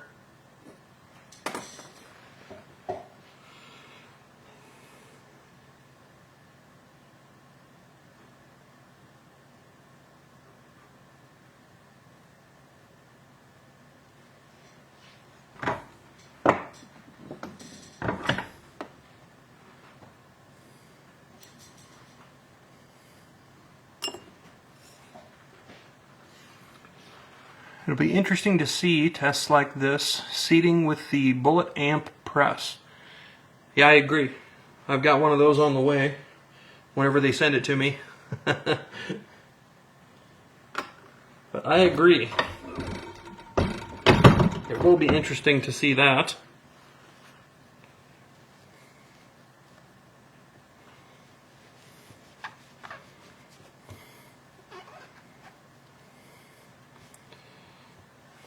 Okay, so that's 45 firings, or excuse me, 40 firings, and we are 1.922. So again, I've got to go trim it again. We're going to run into overall length problems if I don't. So, got to trim in uniform, and I'm going to actually take this opportunity. I'm going to have to, sorry guys, I got to get rid of the really nice microphone. Got to go back to my internal mic so I can plug this phone in. About to lose my battery life here, so just gonna have to deal with it. Can you guys still hear me okay?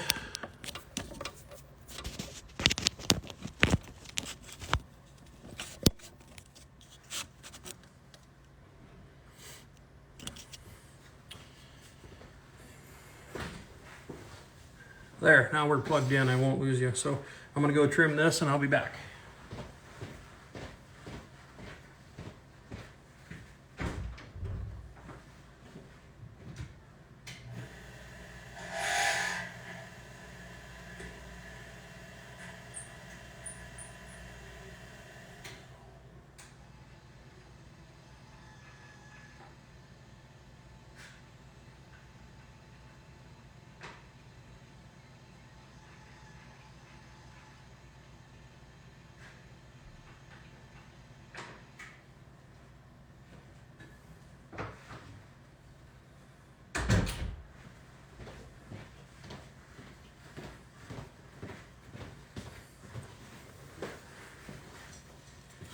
Okay, we are trimmed again, we are uniformed again in 1.918, so we're static on our overall length.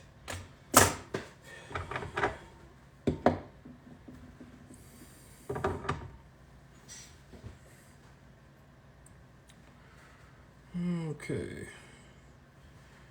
we got a nicely done up case mouth there, and we're all clean and uniform in the pocket. On we go. Onward to firing 41. Still, we've got a fully usable primer pocket. The primer felt pretty good going in there.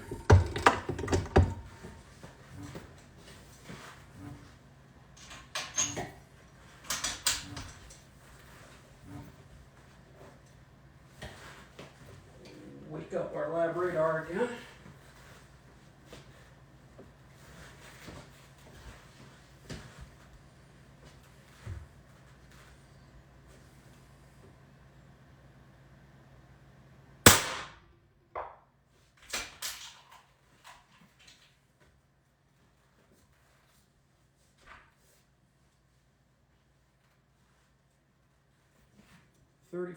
.41. So we're on track on velocity. That's nice to see.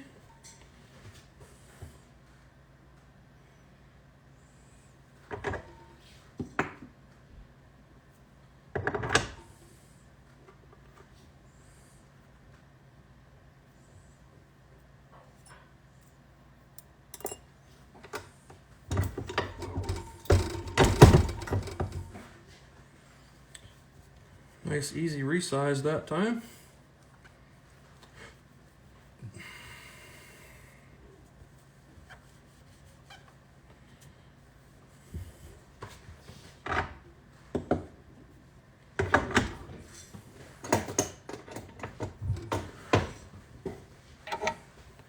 Still a nice usable primer pocket.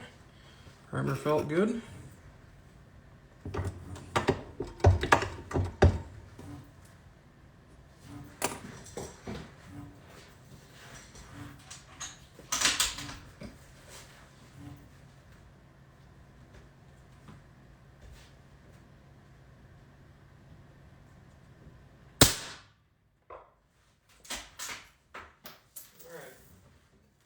Pretty tough bolt lift there on that one.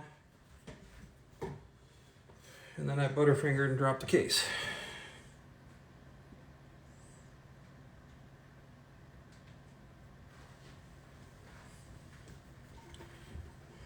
Case is still looking good though.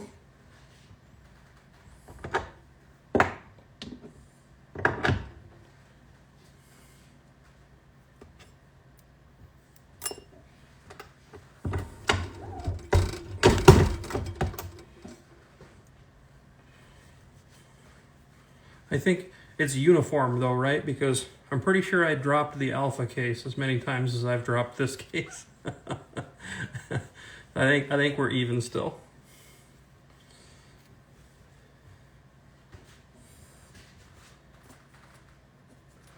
So that was firing number 42.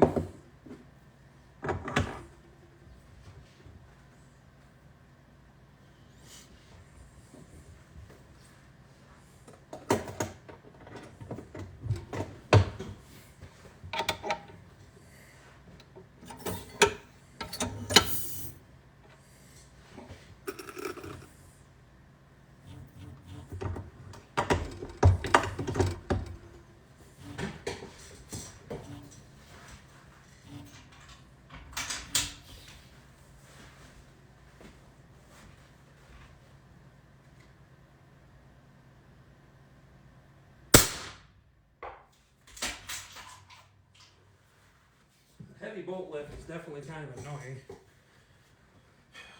I just don't know. I don't know if I dare.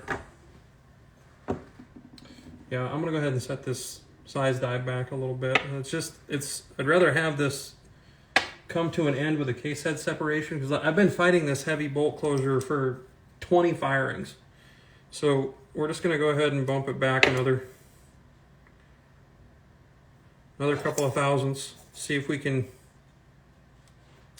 That should be about a thou and a half that I just moved it. So we will see if I can jump in front of that, or if that's just going to be the way that is. Because if we're going to have a case head separation, let's have it, because nobody would put up with heavy bolt operation like that, and you shouldn't, at least. It's every time your bolt resists your movement, you're gonna have trouble with natural point of aim. Wow, yeah. We definitely got the some extra sizing done there. That was a lot of cam over.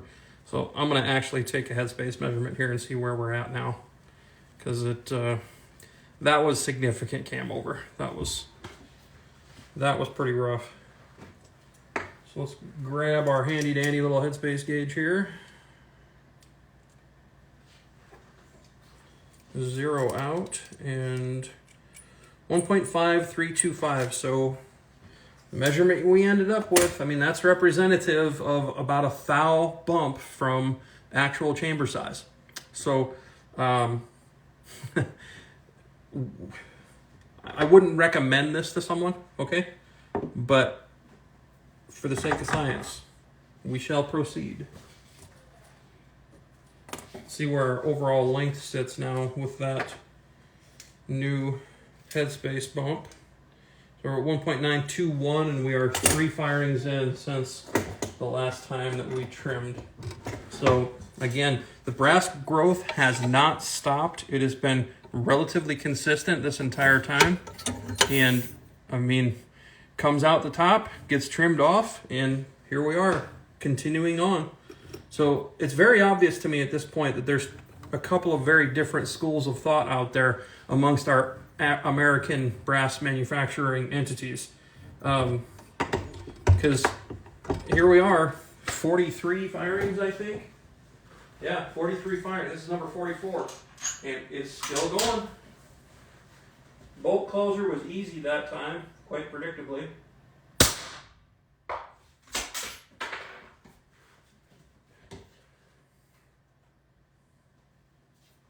See what kind of velocity we're hitting here on that one. 3461. So it's like it's so much harder to stay on top of your desired velocity here. I don't know that is that big a deal. I think I could probably stay on top of that from firing to firing. Typically will proof my load. I'm not going to load up 100 pieces of brass without taking the first 5 to 10 rounds to really confirm that everything is working how I want it to be anyways. So I don't really think that's that big a deal. That's something that could be countered pretty easy. So that was firing 44.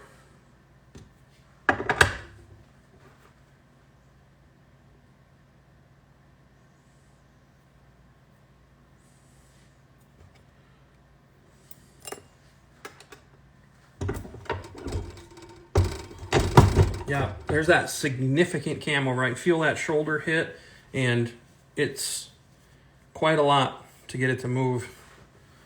We'll give us another squirt of alcohol here. We're getting a little dry.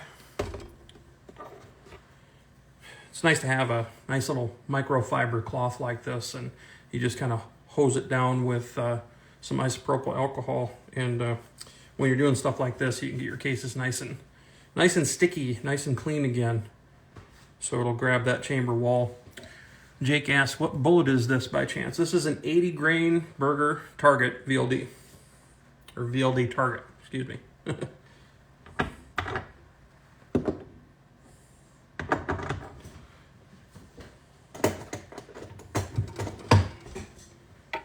Okay, firing number 45 coming right up.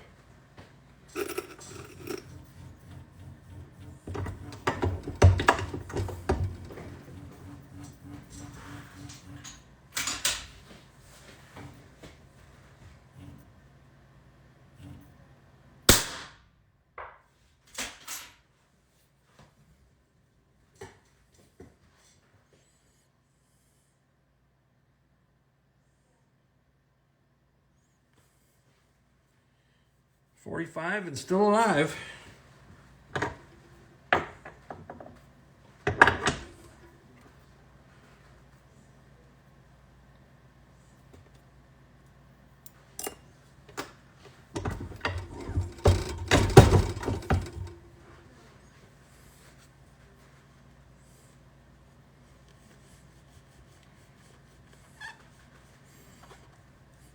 Completely weird how the sizing force is changing so drastically, Corey Robinson says. I agree. It is very weird. That's the thing. Do you see how there's two very different schools of thought at play here? Because here we've got tremendous brass growth. It's moving all over the place and changing from firing to firing, but yet this case is still alive. We are still continuing our testing. So who's to say who's got the wrong idea? I don't know. But yeah, so 5 firings, 1.9235 is where we are now. So, I mean, you can't get away with trim. I would not recommend letting your brass grow over 7 to 8 thousandths, right? Because there's only a certain amount of room in front of your mouth when you chamber the things. Oftentimes there'll be 20 or 25, maybe even 30 thousandths there, right? It could be dramatic, depending on your chamber. It might not be. So I tend to not let mine get more than about 7, 8 thousandths. 10 thousandths is something I don't really tolerate. And because I've got a really nice trimmer, what do I care? I can do it every firing if I want to, and it will be almost inconsequential to me. So I'm going to go and trim this thing again.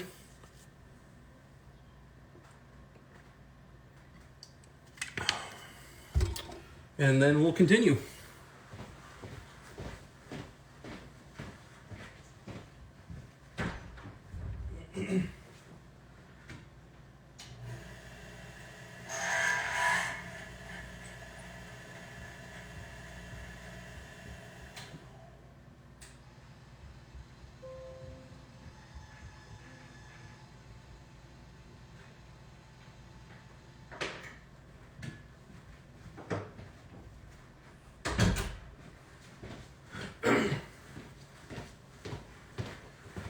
Trimmed and primer pocket uniformed again. And we are 1.9175. So again, we haven't picked up any drastic change. We keep on ending up right where we are. I mean, granted, I'm putting it through a sizing die, so I'm not seeing in its fired form, but that would be fairly easy for us to feel. If there was a significant problem, we'd feel it on bolt lift there too. So that is what it is.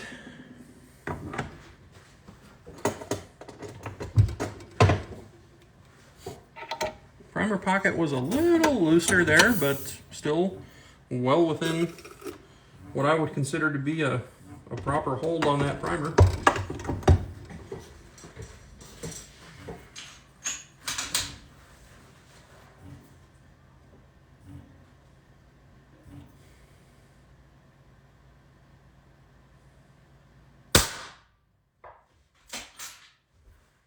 little bit of difficult bolt lift there. Definitely felt it. Let's check the velocity real quick. 3463. So that's definitely up there on the higher side.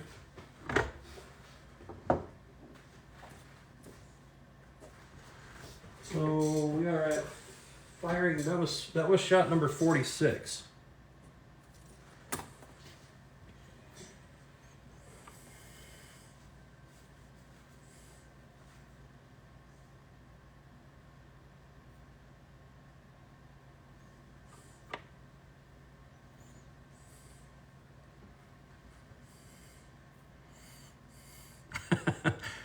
B. Doyle says, I can roast my barrel with a whopping 25 pieces of brass. That's awesome.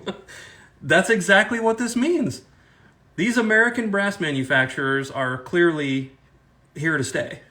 If they can do this, then they are clearly here to stay. And there's no reason why we shouldn't be giving them a chance at our business. It's really kind of foolish to not give them a chance to earn our business. So this is kind of a monumental time to be a shooter. This stuff's pretty exciting.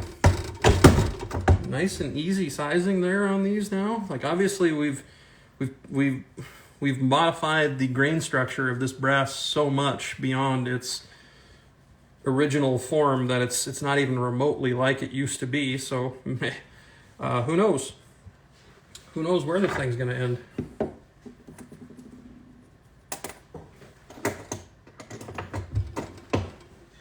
Primer pocket was just fine there.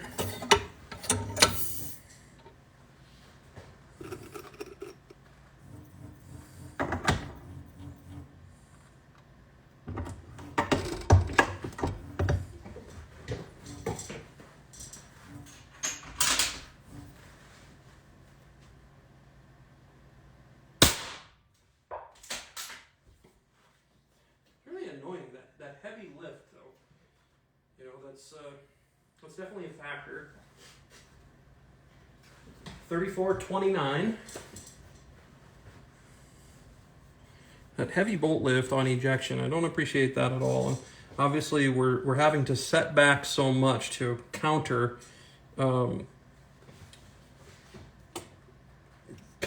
issue that we were seeing before, where I had heavy bolt closure along with the heavy lift.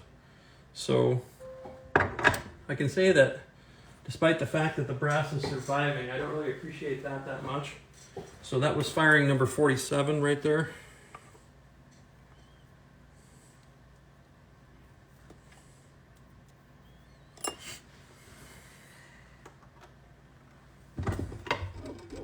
Wow. Holy balls.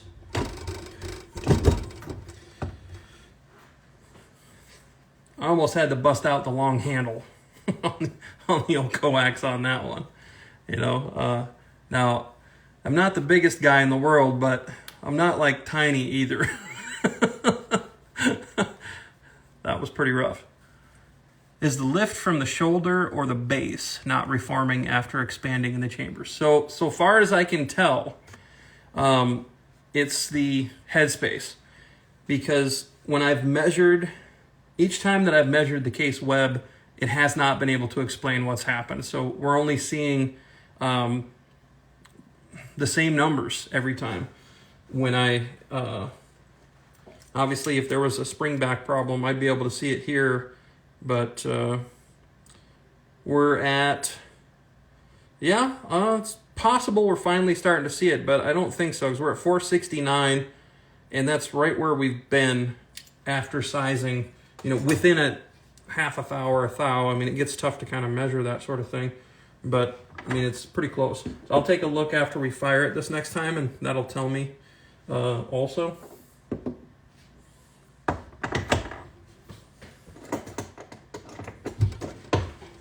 But again, it's like, okay, the case hasn't failed. So, I mean, either it's going to give a case head separation, which will be indicative of the problem I've been describing all along that you can see as a result of this.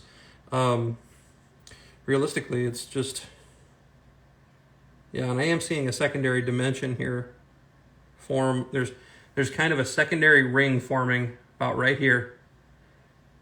And that's about, I don't know if that's subtle. I don't know if you guys can actually see that. There's a secondary ring forming about right where my fingernail is. You guys see that? So that's the harm in having to set back so far like this.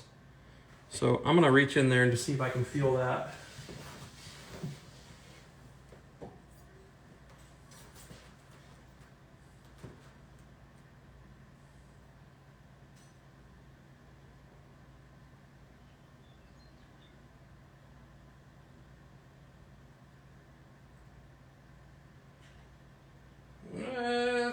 Possible. It's possible. It's not super grippy. It's not super defined yet. But that's I'm definitely going to try to keep an eye on that as we progress here.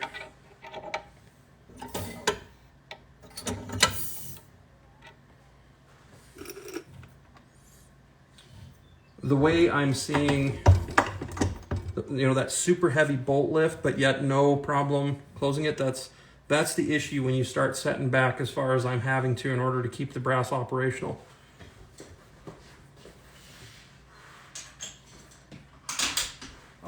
Okay, so that one closed tight. So there we are again with that same problem. The bolt closed tight on that one.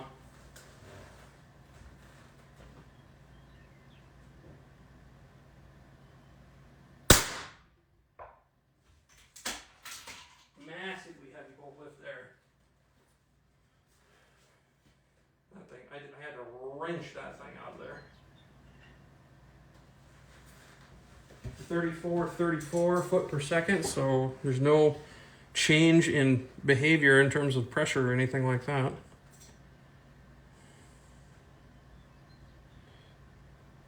I'm not seeing a split neck. That concerns me though, like seeing that. Yikes. Okay, well, onward.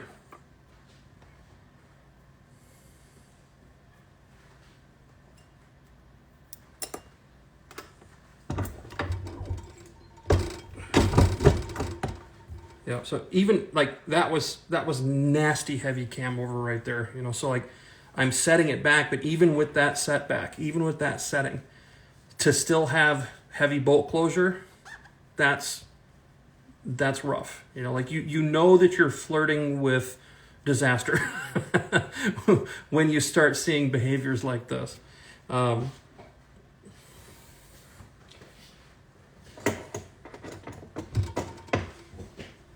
Primer pocket, still okay. It was a little loose on that one, but not what I would consider a problem. Obviously, we haven't pierced a primer. We haven't had any issues in the primer area.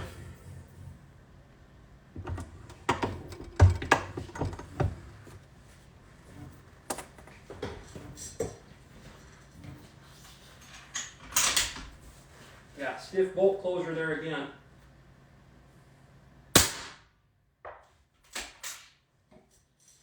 Heavy bolt lift.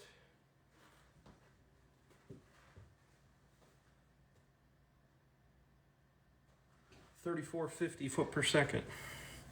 That was shot number 49, I believe. Yep, 49. Okay, shot number 50 on deck.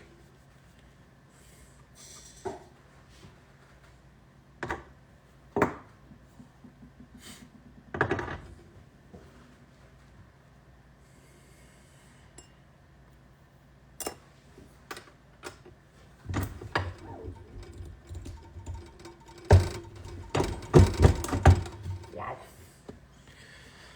That is some crazy cam over.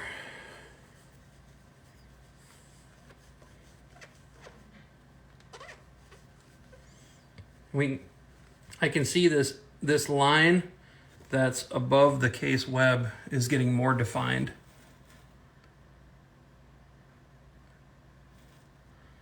I mean, I know this video quality leaves so much to be desired here for you guys, but I can see it, like, with my eyes. It's getting more defined. Getting a little more troublesome there. Okay, firing number 50.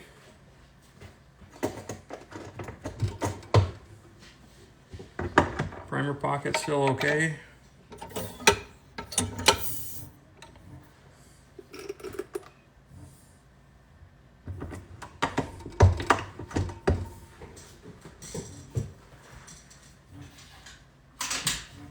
Okay, that bolt closed really hard. Like, if I was actually out shooting and I had a bolt close that hard, I wouldn't fire that round. So, here we go for science.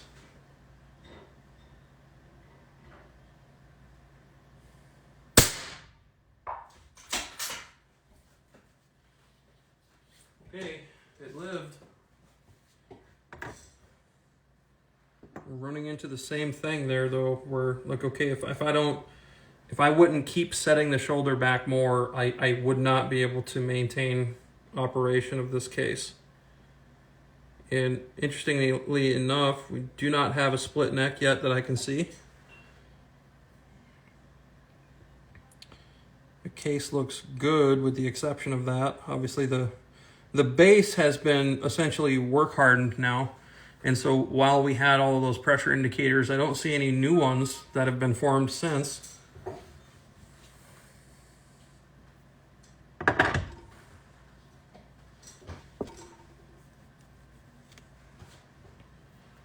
That was shot number 50, so I'm going to full length size. We'll take an overall measurement again. I most likely will have to go trim it again.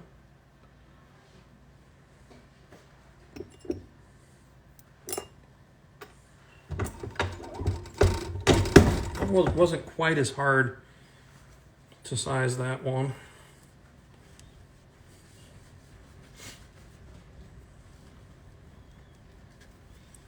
I'm going to reach in there with my little poker too and see if I can feel that little trough forming again.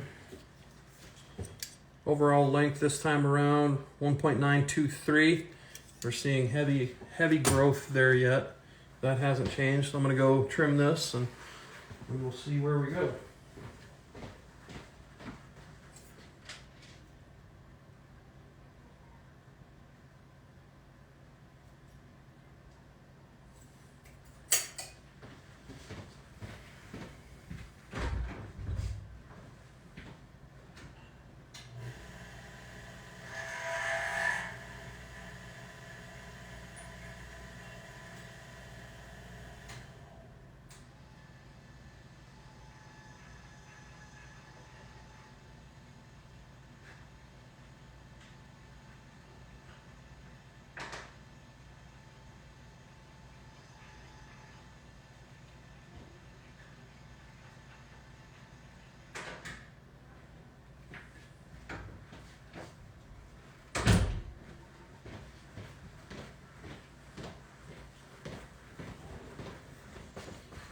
Okay,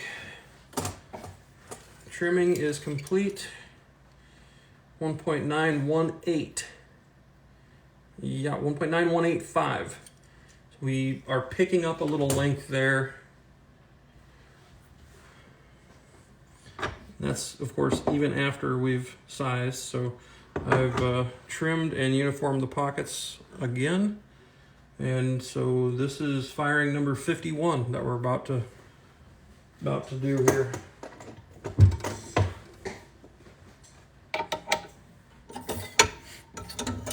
Primer pocket felt fine there.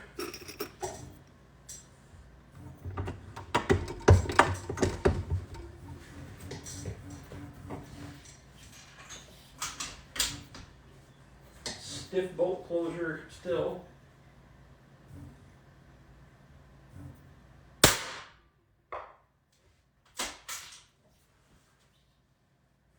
Heavy bolt lift, I mean, fairly predictably.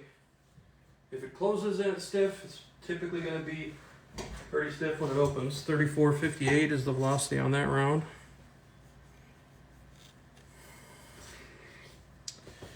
Well, okay, so that's 51.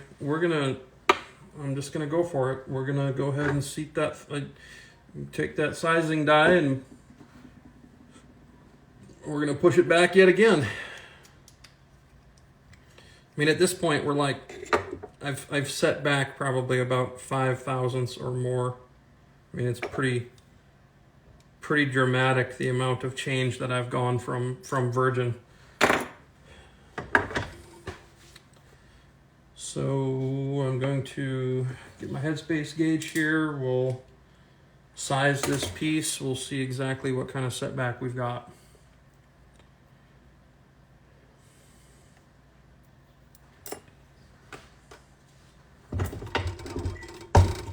Significant cam over again, so we're back into that same predicament where we're really hitting that shoulder and shoving it back.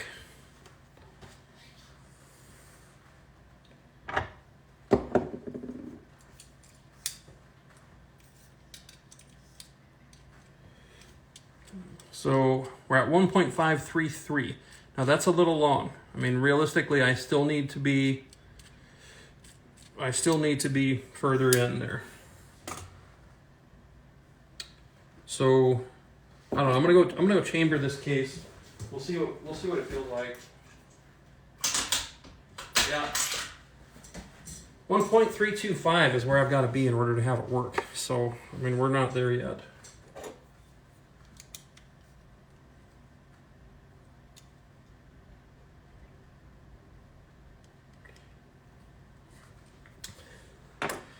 That's about a half a thou to a thou of an adjustment that I just made there. So we'll take another pass through the sizer. See if we can get so cringy and uncomfortable to be pushing a shoulder back that far. I do not approve. That's just not good. All right, let's see where we ended up. 1.5315, so a little bit deep there, but having the second pass, that's more than likely what caused our disparity there. We'll check that again after this next firing, if we last another firing.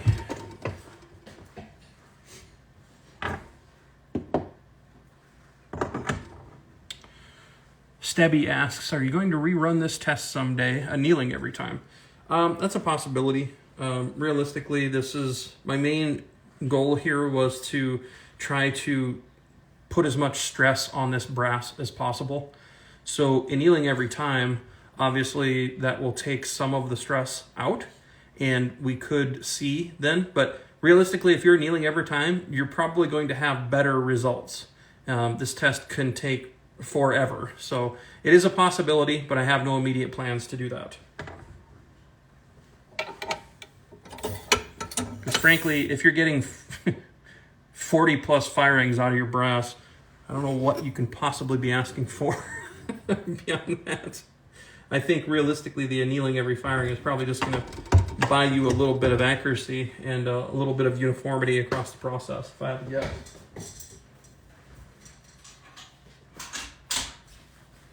Okay, so that fixed it.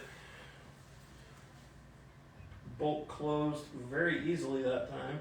I need to delete this shot because it triggered my sensor.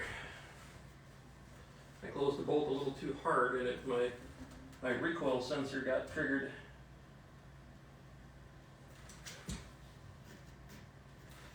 I don't know why these lab radars are so slow. You tell it to delete a shot, it just sits there, it takes forever.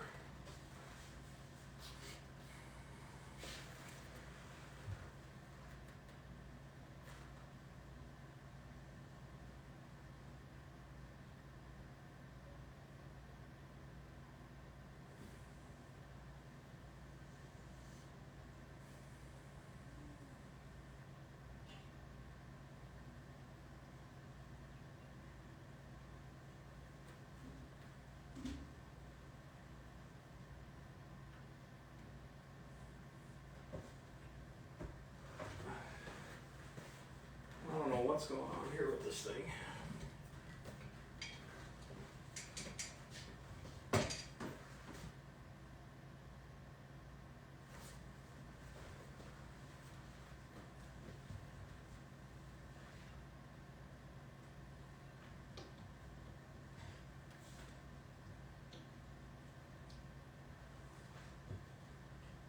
So I'll turn it off and turn it back on and see what we end up with there.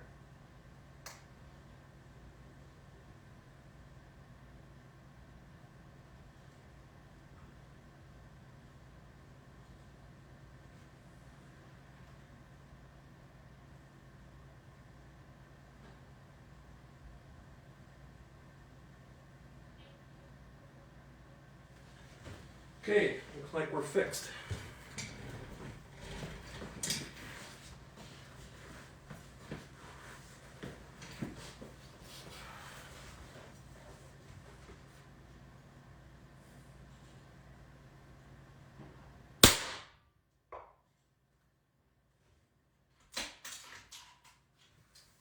$3,436. Well, it sure is reporting my shots faster now, so maybe I should have turned it off a while ago.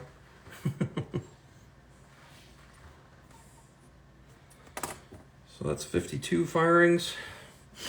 That line right there is starting to get very well defined. So I'm gonna go ahead and poke my little probe down in there and see if I can feel anything again.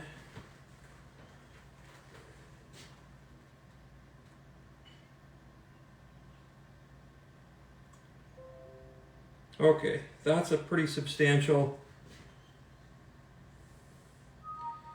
Yeah, there's a very hard step in there now. So we are just a couple of firings away from a case head separation, if that. And you can see this ring right here is fairly defined now. And so that, seeing that there like that, I wonder if I can just get a measurement there of,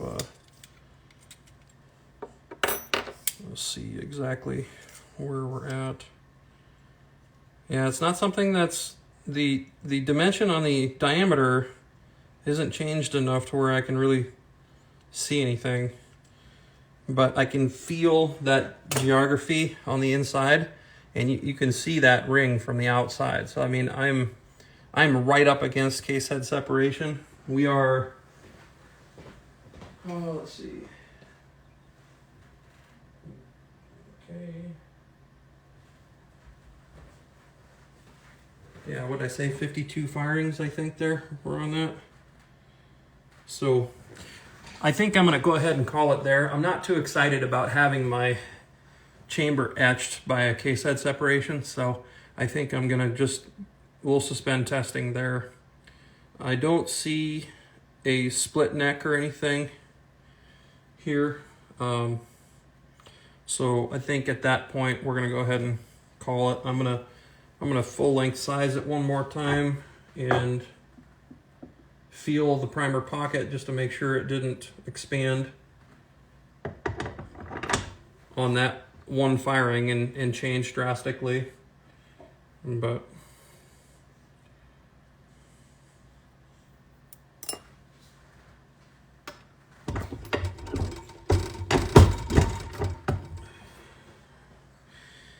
definitely a different feeling to it. It's definitely different. The fact that I can actually feel that step on the inside now, there's most definitely a break that's going to occur right here, right below this point, because I can very definitely feel where my little probe here is getting caught on that edge. So we're very close to a case head separation. So the primer's out. I'm gonna go ahead and seed another primer here just to see how it feels. And it was a little loose, but it's still acceptable. It would still hold the primer. So that's definitely not an issue. And at these velocities, let's go over and have a look at the lab radar, and we'll see. I've got a little bit of battery life I can play with now, so.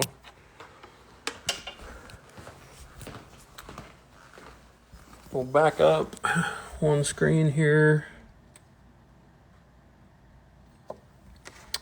Okay.